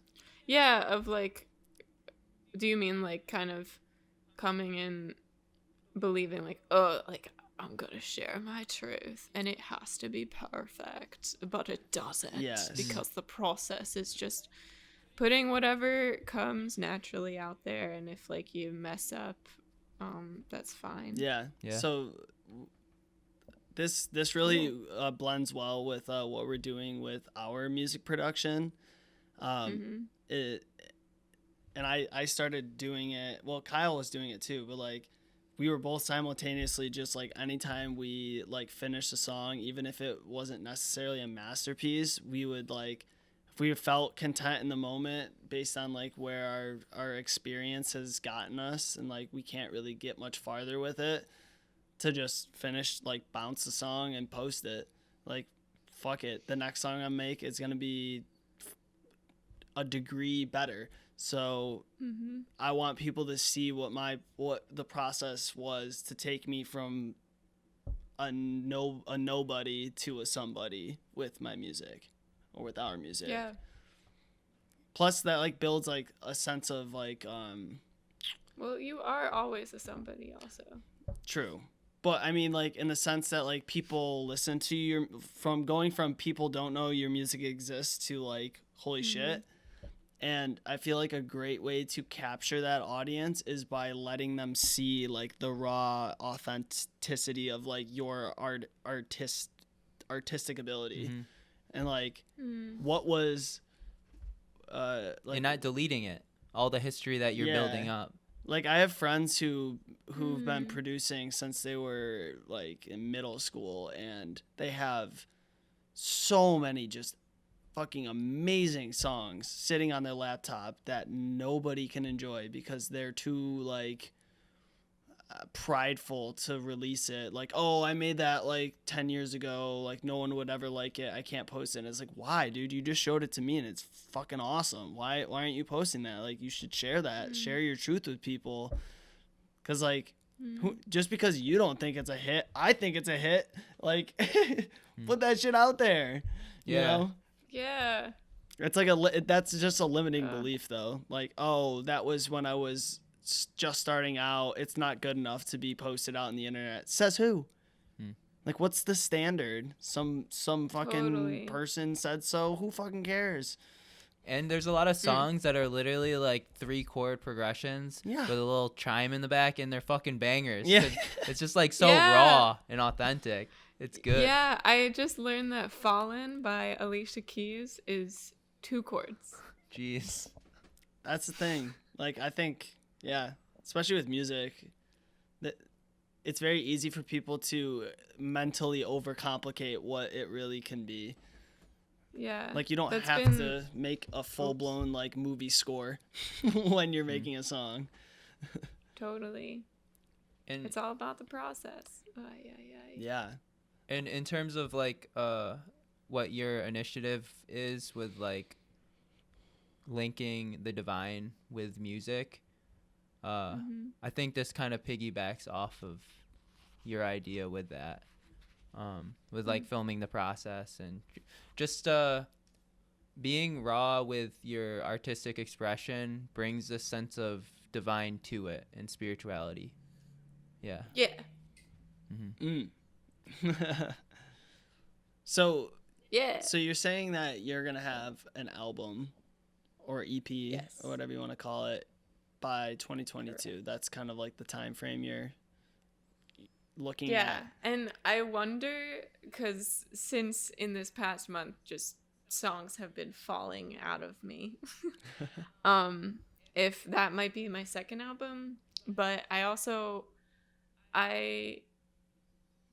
do have like big visions and dreams, and I want them to be the best that they can be. Like, I really want these songs to feel like they're healing, because they have been healing for me, but I want them to feel that way for other people as well. And I think that's where production comes in. And production is like the parts that I don't really know too much about. So I have a few producer friends, including y'all. Y'all are some producer friends and musician friends, but I have some that I'm talking to, and like just learning about how to work with other people through making collaborative songs. It's tough. Tangent. It's fun. It's fun, and it's like, yeah, so fun. It's a big like teamwork like challenge, Yeah. but it's like really. Ooh, what do you mean? It's like a good way to build like leadership skills and stuff though too, like Communication yeah, skills. communication skills. Like there's a lot of different elements going on in like a musically collaborative place. And on a human level. Yeah. Yeah. But you both have like a common goal, so that's like why it's challenging and fun, because you're like, Yeah. I'm working with someone I've never worked before, but I really fuck with like the music style they have, but I don't know how they work collaboratively, so you have to like figure that out first before you really start getting anywhere. Like, Yeah. Is- I think it's also like knowing exactly what you want. Like, as an artist, that's a little bit like, it's, for me personally, it's kind of hard to know how do I take the piano and vocals to then whatever feeling and vision I have in my soul with production. And like, that's where a reference track comes in. It's like, you need to find a good yeah. couple or one reference track. Yeah, but what if the reference track doesn't exist or something? And another thing that I've noticed, not necessarily through music production, but just like with having BOHO HOBO as a brand, and then like trying to find other artists that connect with us, instead of trying to go to your friend who does something totally different aesthetically, to be like, oh, can you graphic design this artwork for us? And then they come back and it looks totally unlike what you want and what the brand or message that you're trying to portray. But instead, like, we are living right now in the most wonderful of times in this digital world that we're able to connect with millions of people. Instead, it's trying to seek out those people that already fit your aesthetic or brand message, whatever it is, that you can align on, and then going to them and being like, oh, and probably because you're aligning with them, they're going to be more receptive to answering you and like collaborating with that. But the main premise I'm trying to point at is trying to find people that align already with you, because you can't change people. And if you want a project to be a certain way, you can't try to force that change on a creative that already has their direction, their vision. Yeah. Yeah, and that's a common theme, honestly, too, with any musician friends I have. Is like the only way you know or learn that is by trying to collaborate with as many artists as possible, and you find the ones that you really click with and the ones that doesn't really work out, and then you know, like, hey, like I can like your music, but I just don't have to collaborate, or maybe collaborating just needs to be done in a different way. Right, like I have some friends who want to collaborate by like sitting next to the other person and working on a song. Other people want to work on it separately and then like share files with each other, so you're hearing like that way they can get in their like flow state, do their thing, and then be like, hey, this is what I did. But yeah, it's just like it's like a sandbox. You just gotta like play around the sand until something kind of like works, and you're like, ooh, I want to make this now, and like I know how to do it. Like I know how the tools align. And really like know what you want with the creation. Because like, once you like you're saying, like once you know, it's the door just opens. Yeah. You know. Yeah. And I think so. I'm in the process of figuring it out. Well, because I don't know yet. I think you totally have fine. though. I think you figured out like the hardest part, which is like the philosophical, like why am I doing this? Yeah. And it's to heal. And now you have direction, and that's going to give you motivation to continue every project you do. Yo, thanks for the pep talk. We out here just life coaching on the on the pod. Yeah, truly. Nah, like I mean, you're doing a lot more than most people. Like just like the idea of like picking up how to like music produce is a pretty daunting thing. Like we just started it like in the last like year. Well, you all are so great at it. I've been dabbling with it since I want to say it's probably been 2 years that I've touched like Ableton here and there, and that wasn't until like COVID that I actually like started to do it like regularly, which kind of by default there's nothing else to do a lot of times. It's like, oh, I can just sit and make some music, but it was like always something I wanted to do. So but like it's so daunting. That's what took me so long. I was like, I gotta learn how to do this software, and then like I have to get equipment and I have to do all this shit. And like at the time when I first got into it, I didn't really know many people who already were doing it. I don't know, and then you meet people who've been doing it for so long, and it's like they're not willing to collaborate with you unless you learn to a certain degree so that you can actually collaborate. So it's like there's a lot like on you personally to get into it before you can really like start to perform with other people and like get shit done. Exactly. Yeah, it's all the learning curve. I never answered, but I started my journey like July 2019. Okay, cool.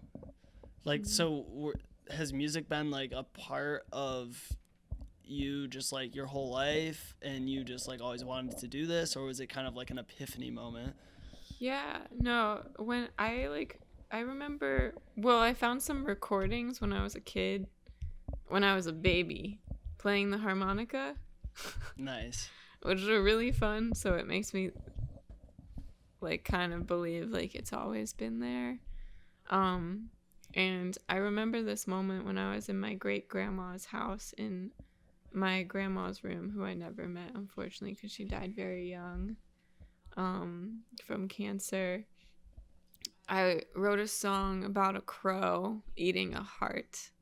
Whoa. And I was so young. I have no idea how old I was, and it was in like my really child notebook that like had these really stick figure childish drawings.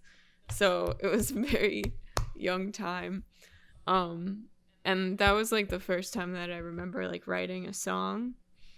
And I found one also after I lost one of my cousins in 4th grade, and another song that I wrote is called The Angel Song, and I'd like to develop that sometime in the future.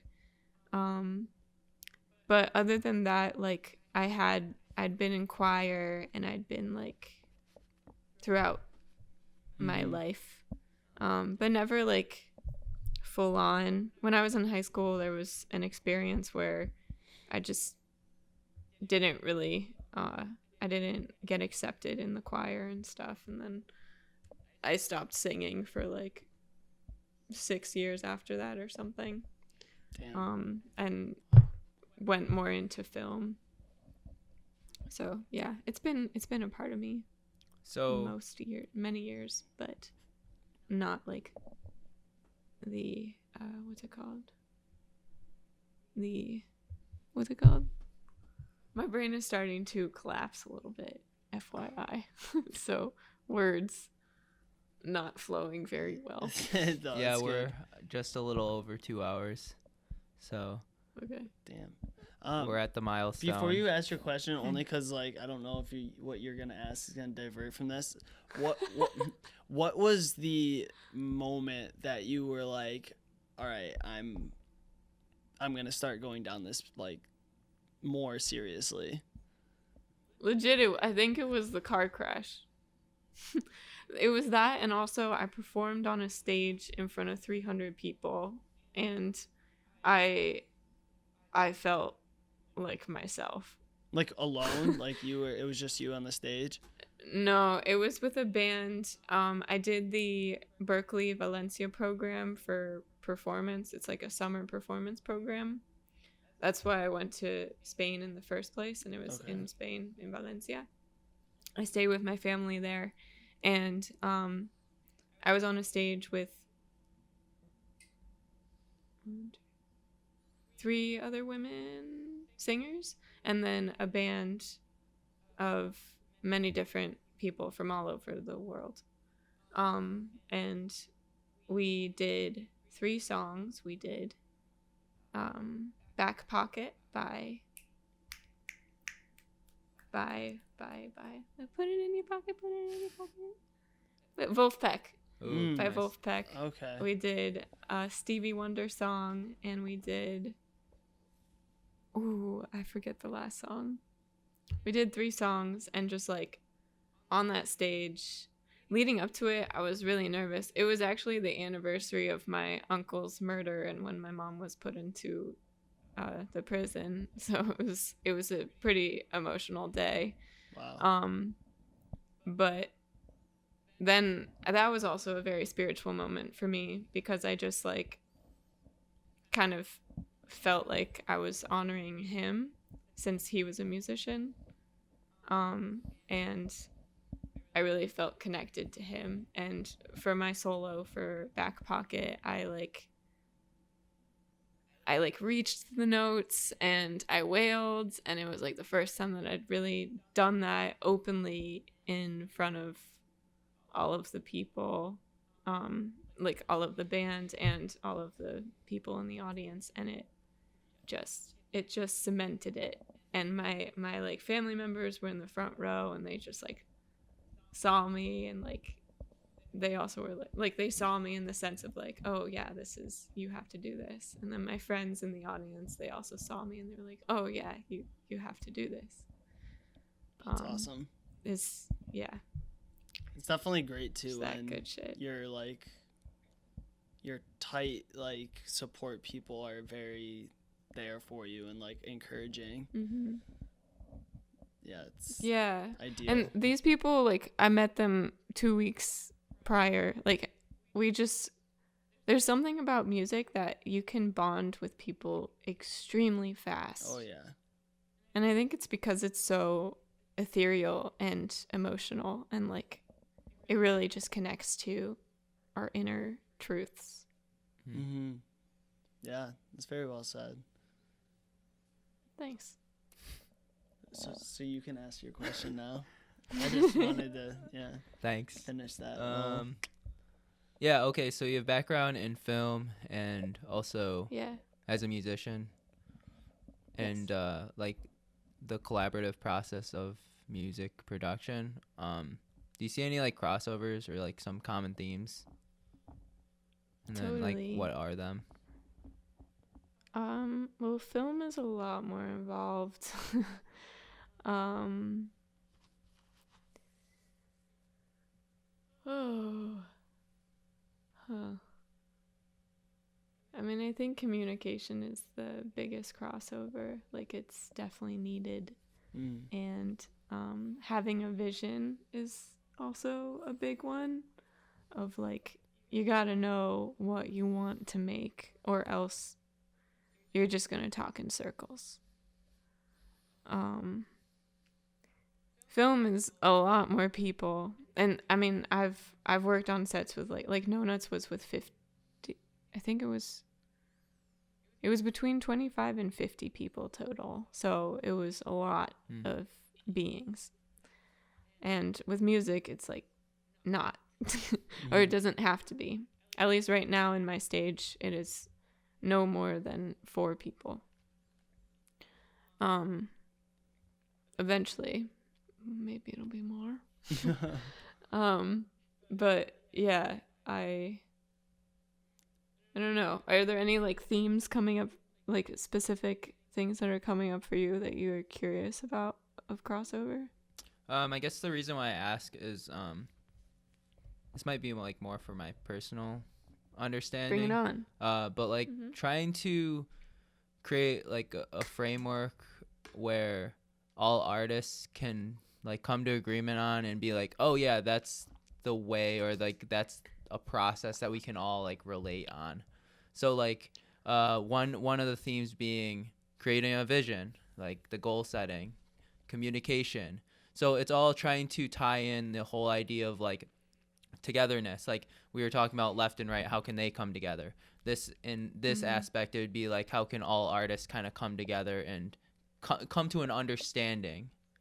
Because like if you take a musician and a filmer, superficially they might have a lot of differences and not see eye to eye, but like what's the thing that they can see eye to eye on?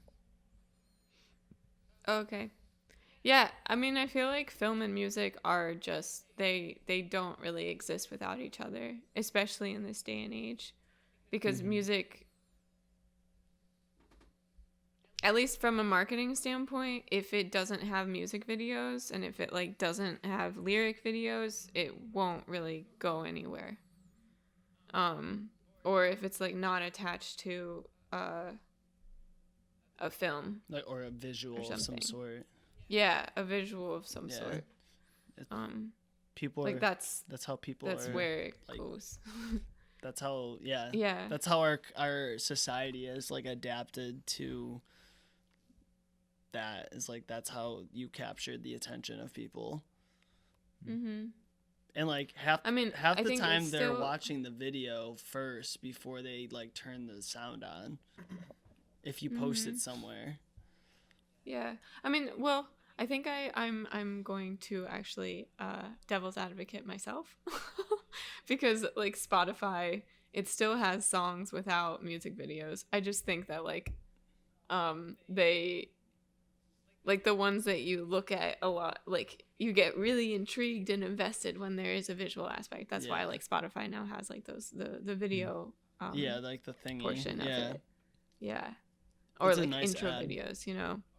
Yeah, it is. And from working with, like, for example, working on the music for No Nuts versus working as a director for No Nuts, the music is, they actually do pretty coincide, because how I guided the music was also how I guided the actors, which is just focus on the emotions of the moment.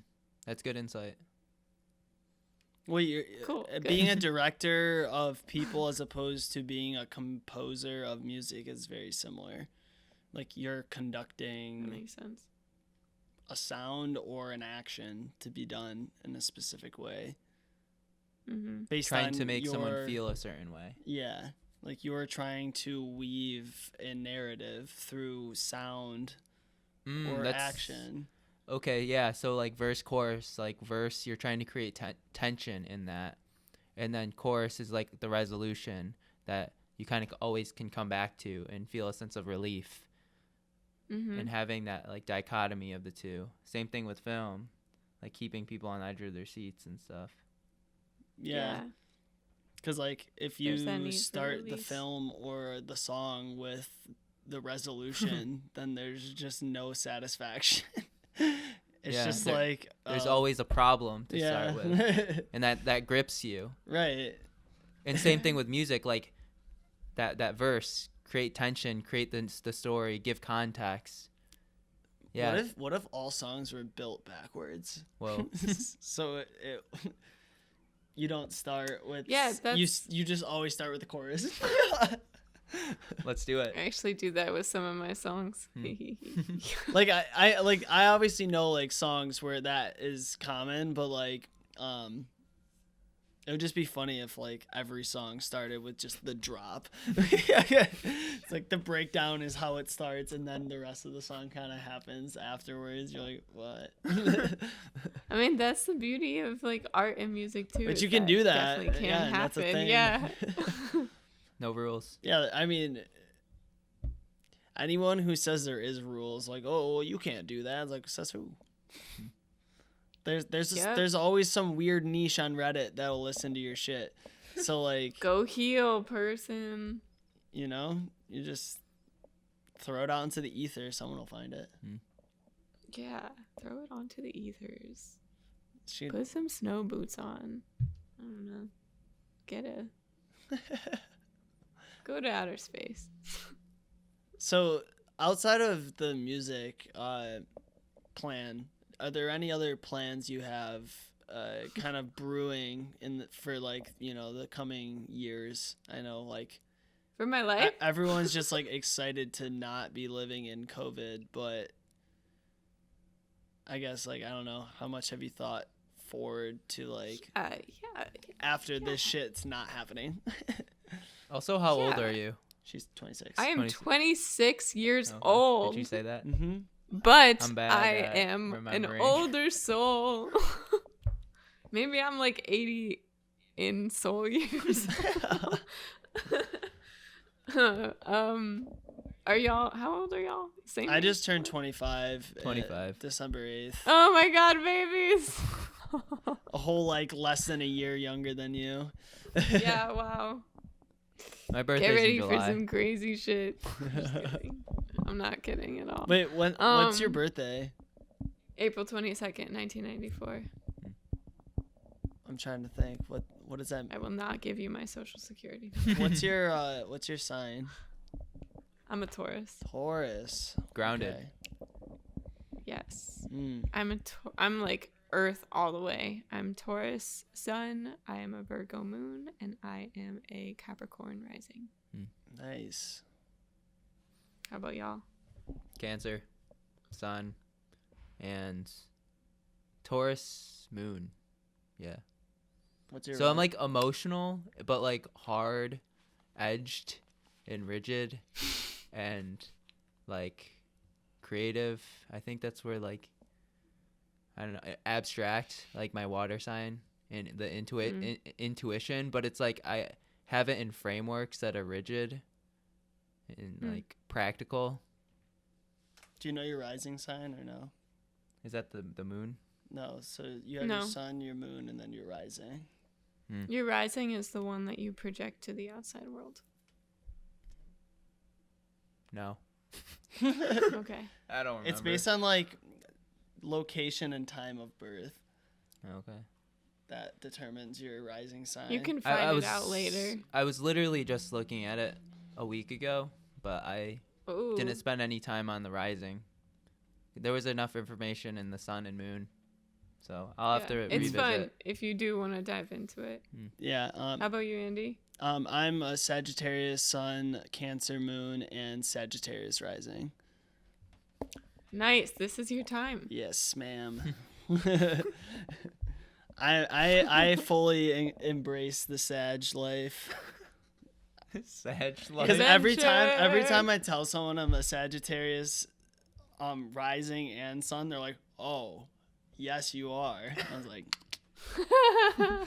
it's like super fiery and emotional. And adventurous. That's like Yeah. the big one. But I'm like, Also, Cancer is so like nurturing yeah. That's why like I for both of y'all. at times I've kind of fallen into like almost like a caregiver type role in relationships. Mm. Do you feel that way too, Kyle, since you're a Cancer? When I was younger, but then I realized that I was getting taken advantage of. So, no, it's more so like not having expectations anymore. And honestly, that was on me because it's like, oh, I'm giving you stuff, and subconsciously I had expectations that I would get something in return, and then I get resentful if I don't. So now it's like I'll give and I'll keep giving and have no expectations, and there's no resentment anymore. So Yeah. Real. Yeah, and Did you all ask a question that I forgot? I forget. Did you ask? Did you ask a question? Did I ask a question? I know, like. I feel like there was future something goals. that's- Yeah, like future 5-10 goals, year yeah. plan. We got into your Oh. sign before you answered. That's probably why we avoided Yeah. it. You're like, future goals? I'm a Taurus. What are you saying? No, I was saying that. You saying Tauruses are lazy? No. What I was saying, like I asked like a loaded question, like, "What is your future plans?" And then but then I totally asked like what your sign is. It's not like you were like, "Oh, let me talk about astrology real quick." Oh, I see. I did that. Reverting. Or diverting. Like, Andy, why are you pandering your own question? Yeah, I do have something that I would like to manifest into my life A baby? and the lives of others. Oh my God. A baby in the form of a festival that travels across the United Whoa. States. Yeah. That's a big baby. Yes, it is, and it's something that's been brewing for a while. And I mean, I created We Love Seer, and I'm about to do another like bout at it in June. So I feel like these are kind of like my way of learning about it. And that idea, I mean, something that I've realized of with my years, my 26 years, is that like the future goals, they're great, but they might not be what actually happens. So that's just like, that would be cool, but I'm cool with wherever it's gonna take me to. And other than that, like, I really like with that I want to perform my music outside. I imagine myself leading a meditation on stage, and with a bunch of humans, many humans. Many a human. Many. And I definitely want to make this movie, whether I'm just the writer or I am the director and writer. And I'd like to make a series about what my mom went through and what my uncle went through. That, again, I'm either just the writer or I direct like some episodes. So those are my future goals. All of those. Hell yeah, it sounds very intriguing. Yeah, I'm subscribing. I really feel like I'm okay. Come on down. Join the revolution. Join the revolution. Anybody welcome. Anybody welcome. Is there any like part of your story or anything that we didn't really hit on that you wanted to talk about while you have this platform?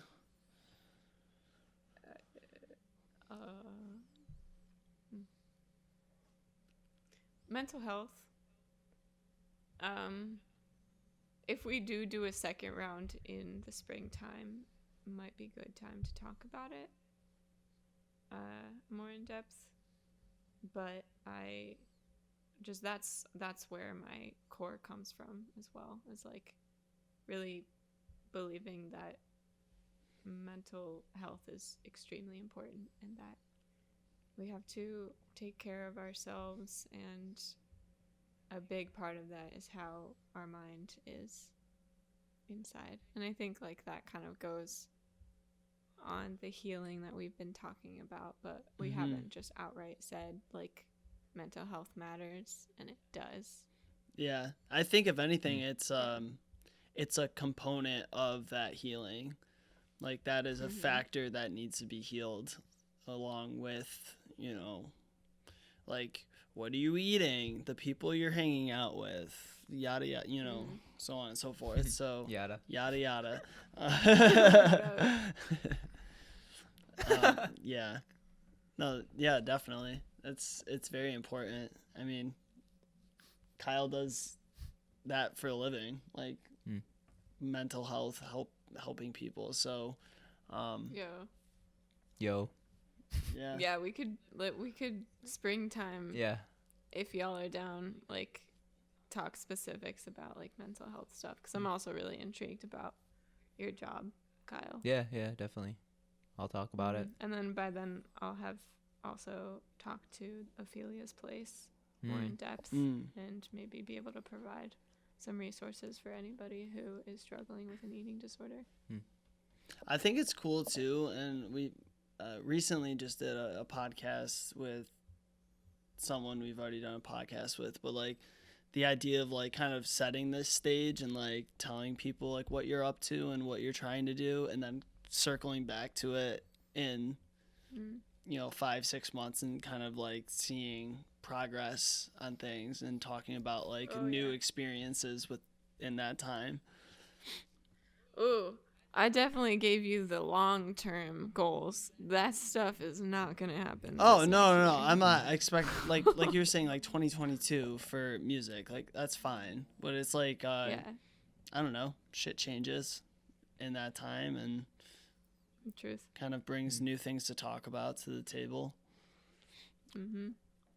And it creates a sense of like going along for the journey kind of thing. Like instead of necessarily, I don't know, this is just a random idea that I had in mind, but like imagine a podcast where there was like a group of 50 people, like you had your first 50 episodes, and then instead of trying to find new people, you cycle back over after, like it took you a whole year to do the 50 episodes, and then you go back to episode 1 and you do the podcast again with that person. So instead of trying to be with people, it's like being depth with them and like just checking in and creating like a core group of 50 people in that community.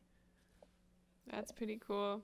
Join the revolution. Yeah. Join the revolution. Yo, that means all right, Hannah, where are you? Hannah Rowski, you're getting back on the podcast. I don't know if we'll do that, but it was just a random idea that I mean, I think it would be very back healing. On the podcast, so are you kidding me? Hannah's the best. Yeah. Yeah, I love Hannah so much. She's just always out doing some awesome shit. Yeah. She's in San Francisco now. Yeah. Hell yeah. She saw us like right before she left. We were making some lo-fi beats with her. She wanted to like learn how to make her. She also is doing music production. And she was like asking us for tips and like having us show her like our process and stuff so she could get an idea of like what it's gonna take for her to like get, make some beats. Oh my gosh, like, that's awesome. It was super wholesome, honestly. Yeah. That's why I'm Shout out to Hannah. we gotta collab sometime. Join the revolution. You just manifested it. Oh, it's over. Done. Yes. I feel like I want to look up what the number 57 means and then share that. So I'm gonna 57. do that real quick. Since you said this is episode number 57. Oh. Good right? point. Yeah. I was like 57. That's a very specific number. Why? I mean, ooh. So 57 is communicating to you that you should listen to your inner voice and messages from divine forces. You should have a firm belief in your intuitive abilities and take you through essential changes in life. This will assure encouraging results in various aspects of your life. Damn. Oh my God. It's adventurous. It's gonna alter your life and strengthen life goals and your objectives. That just wraps up the podcast as a whole. Put a little bow on it. Damn. On that note, we've never looked that up. Like, what is the significance of this number? Damn. Fun facts. That's pretty cool, though. Well, thank you both. I would say that's very fitting for the themes of stuff that you were talking about. So definitely. Totally. It makes perfect sense. It does. Inner voice. Yeah. Here we go. Time to listen. Take it on. Before we finish up here, do you want to just share with people any last like thoughts or whatever? Also, like, this is your chance. You can like plug like where people can follow you, where they can see any of the stuff you've done. And we'll also share the info in the in the descriptions and stuff, and tag you like when we post it, but so people can hear it from you. Okay. Yeah. You can follow my journey through the Art House residency at Art House Alliance on Instagram and on Facebook. You can also follow my journey on at Iara Raquel RAQUEL music. Hopefully you know how to spell that one. But if not, MUSIC. That's on Instagram. And then my TikTok is diving into the shirts and the pants that I've been creating while being here. And that is at Mujer Natural. And I also have a YouTube channel that is Mujer Natural, I'm pretty sure. And that is MUJER space NATURAL.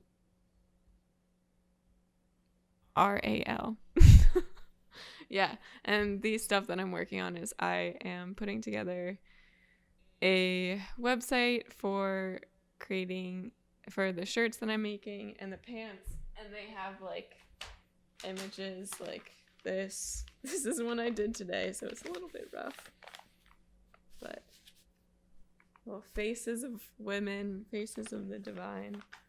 And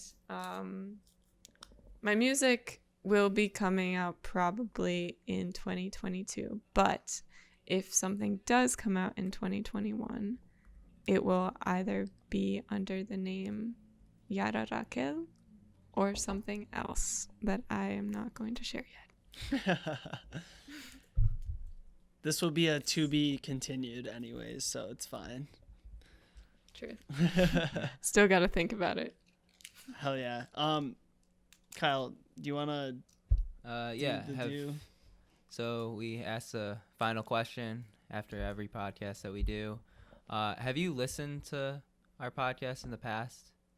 Mm-hmm. Do you know the last question? No, I haven't listened to the end. Oh, okay, that's fair.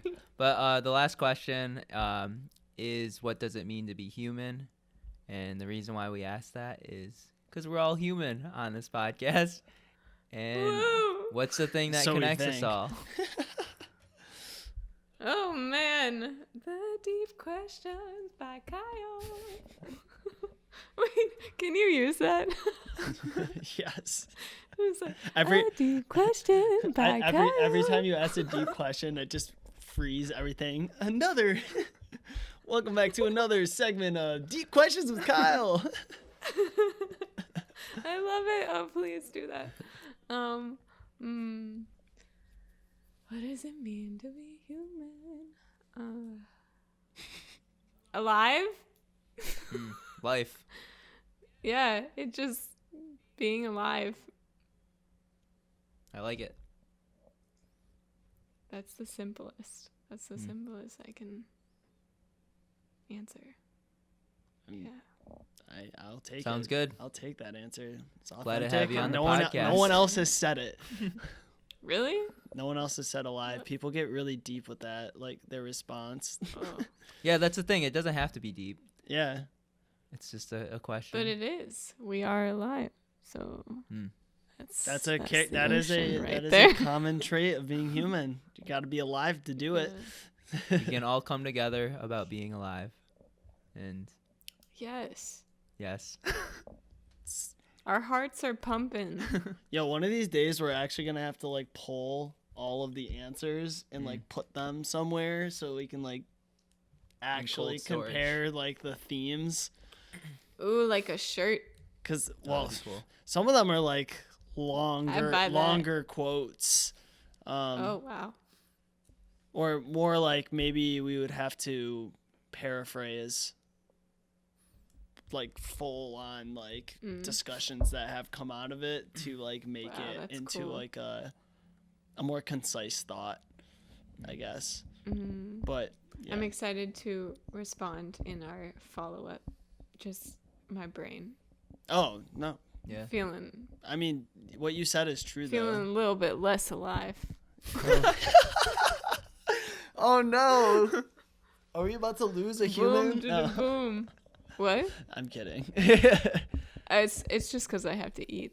Oh, same. Yeah. It's Well, about that time. 2.5 hours. super appreciate this. Hell yeah. Yeah. Namaste. Thank you all. Hopefully next time. Namaste, motherfuckers. Hopefully next time we can podcast in person. Yeah. Yes. True. But we're doing the Definitely. right thing. We're being safe. Fuck COVID. Yes. Yeah, stay safe with Oh, your yes. family and everything. I don't know what you're doing for the holidays or if you celebrate, but be safe. You all too. Will Thank you so do. much for this. Love you, This Yada. has been awesome. And this y'all concludes too. episode 57. Woo!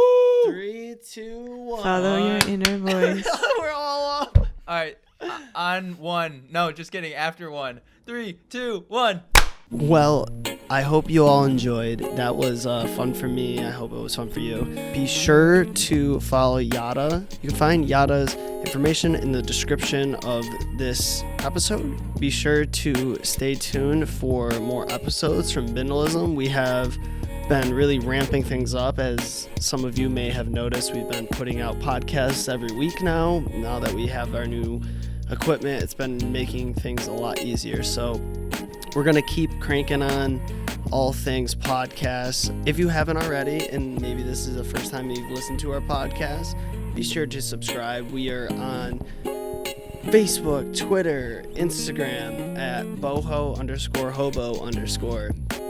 Our website is bohohobolifestyle.com. Some of you may have noticed we actually switched from the Shopify back to Etsy. It's just a little bit cheaper for us and an easier interface for the user. We have all of our clothes and matcha on there. We obviously have been kind of on a hiatus from putting out new clothes just because of the pandemic. It doesn't really make sense for us, and we care more about putting out content. So if you're interested in anything on the website, the link will be in the description. Thanks again for listening. We will have episode 58 with Michelle Horton next week. She was a really awesome guest, and I'm excited for that one as well. And yeah, that's about it. Hope you enjoyed, and we'll see y'all next time.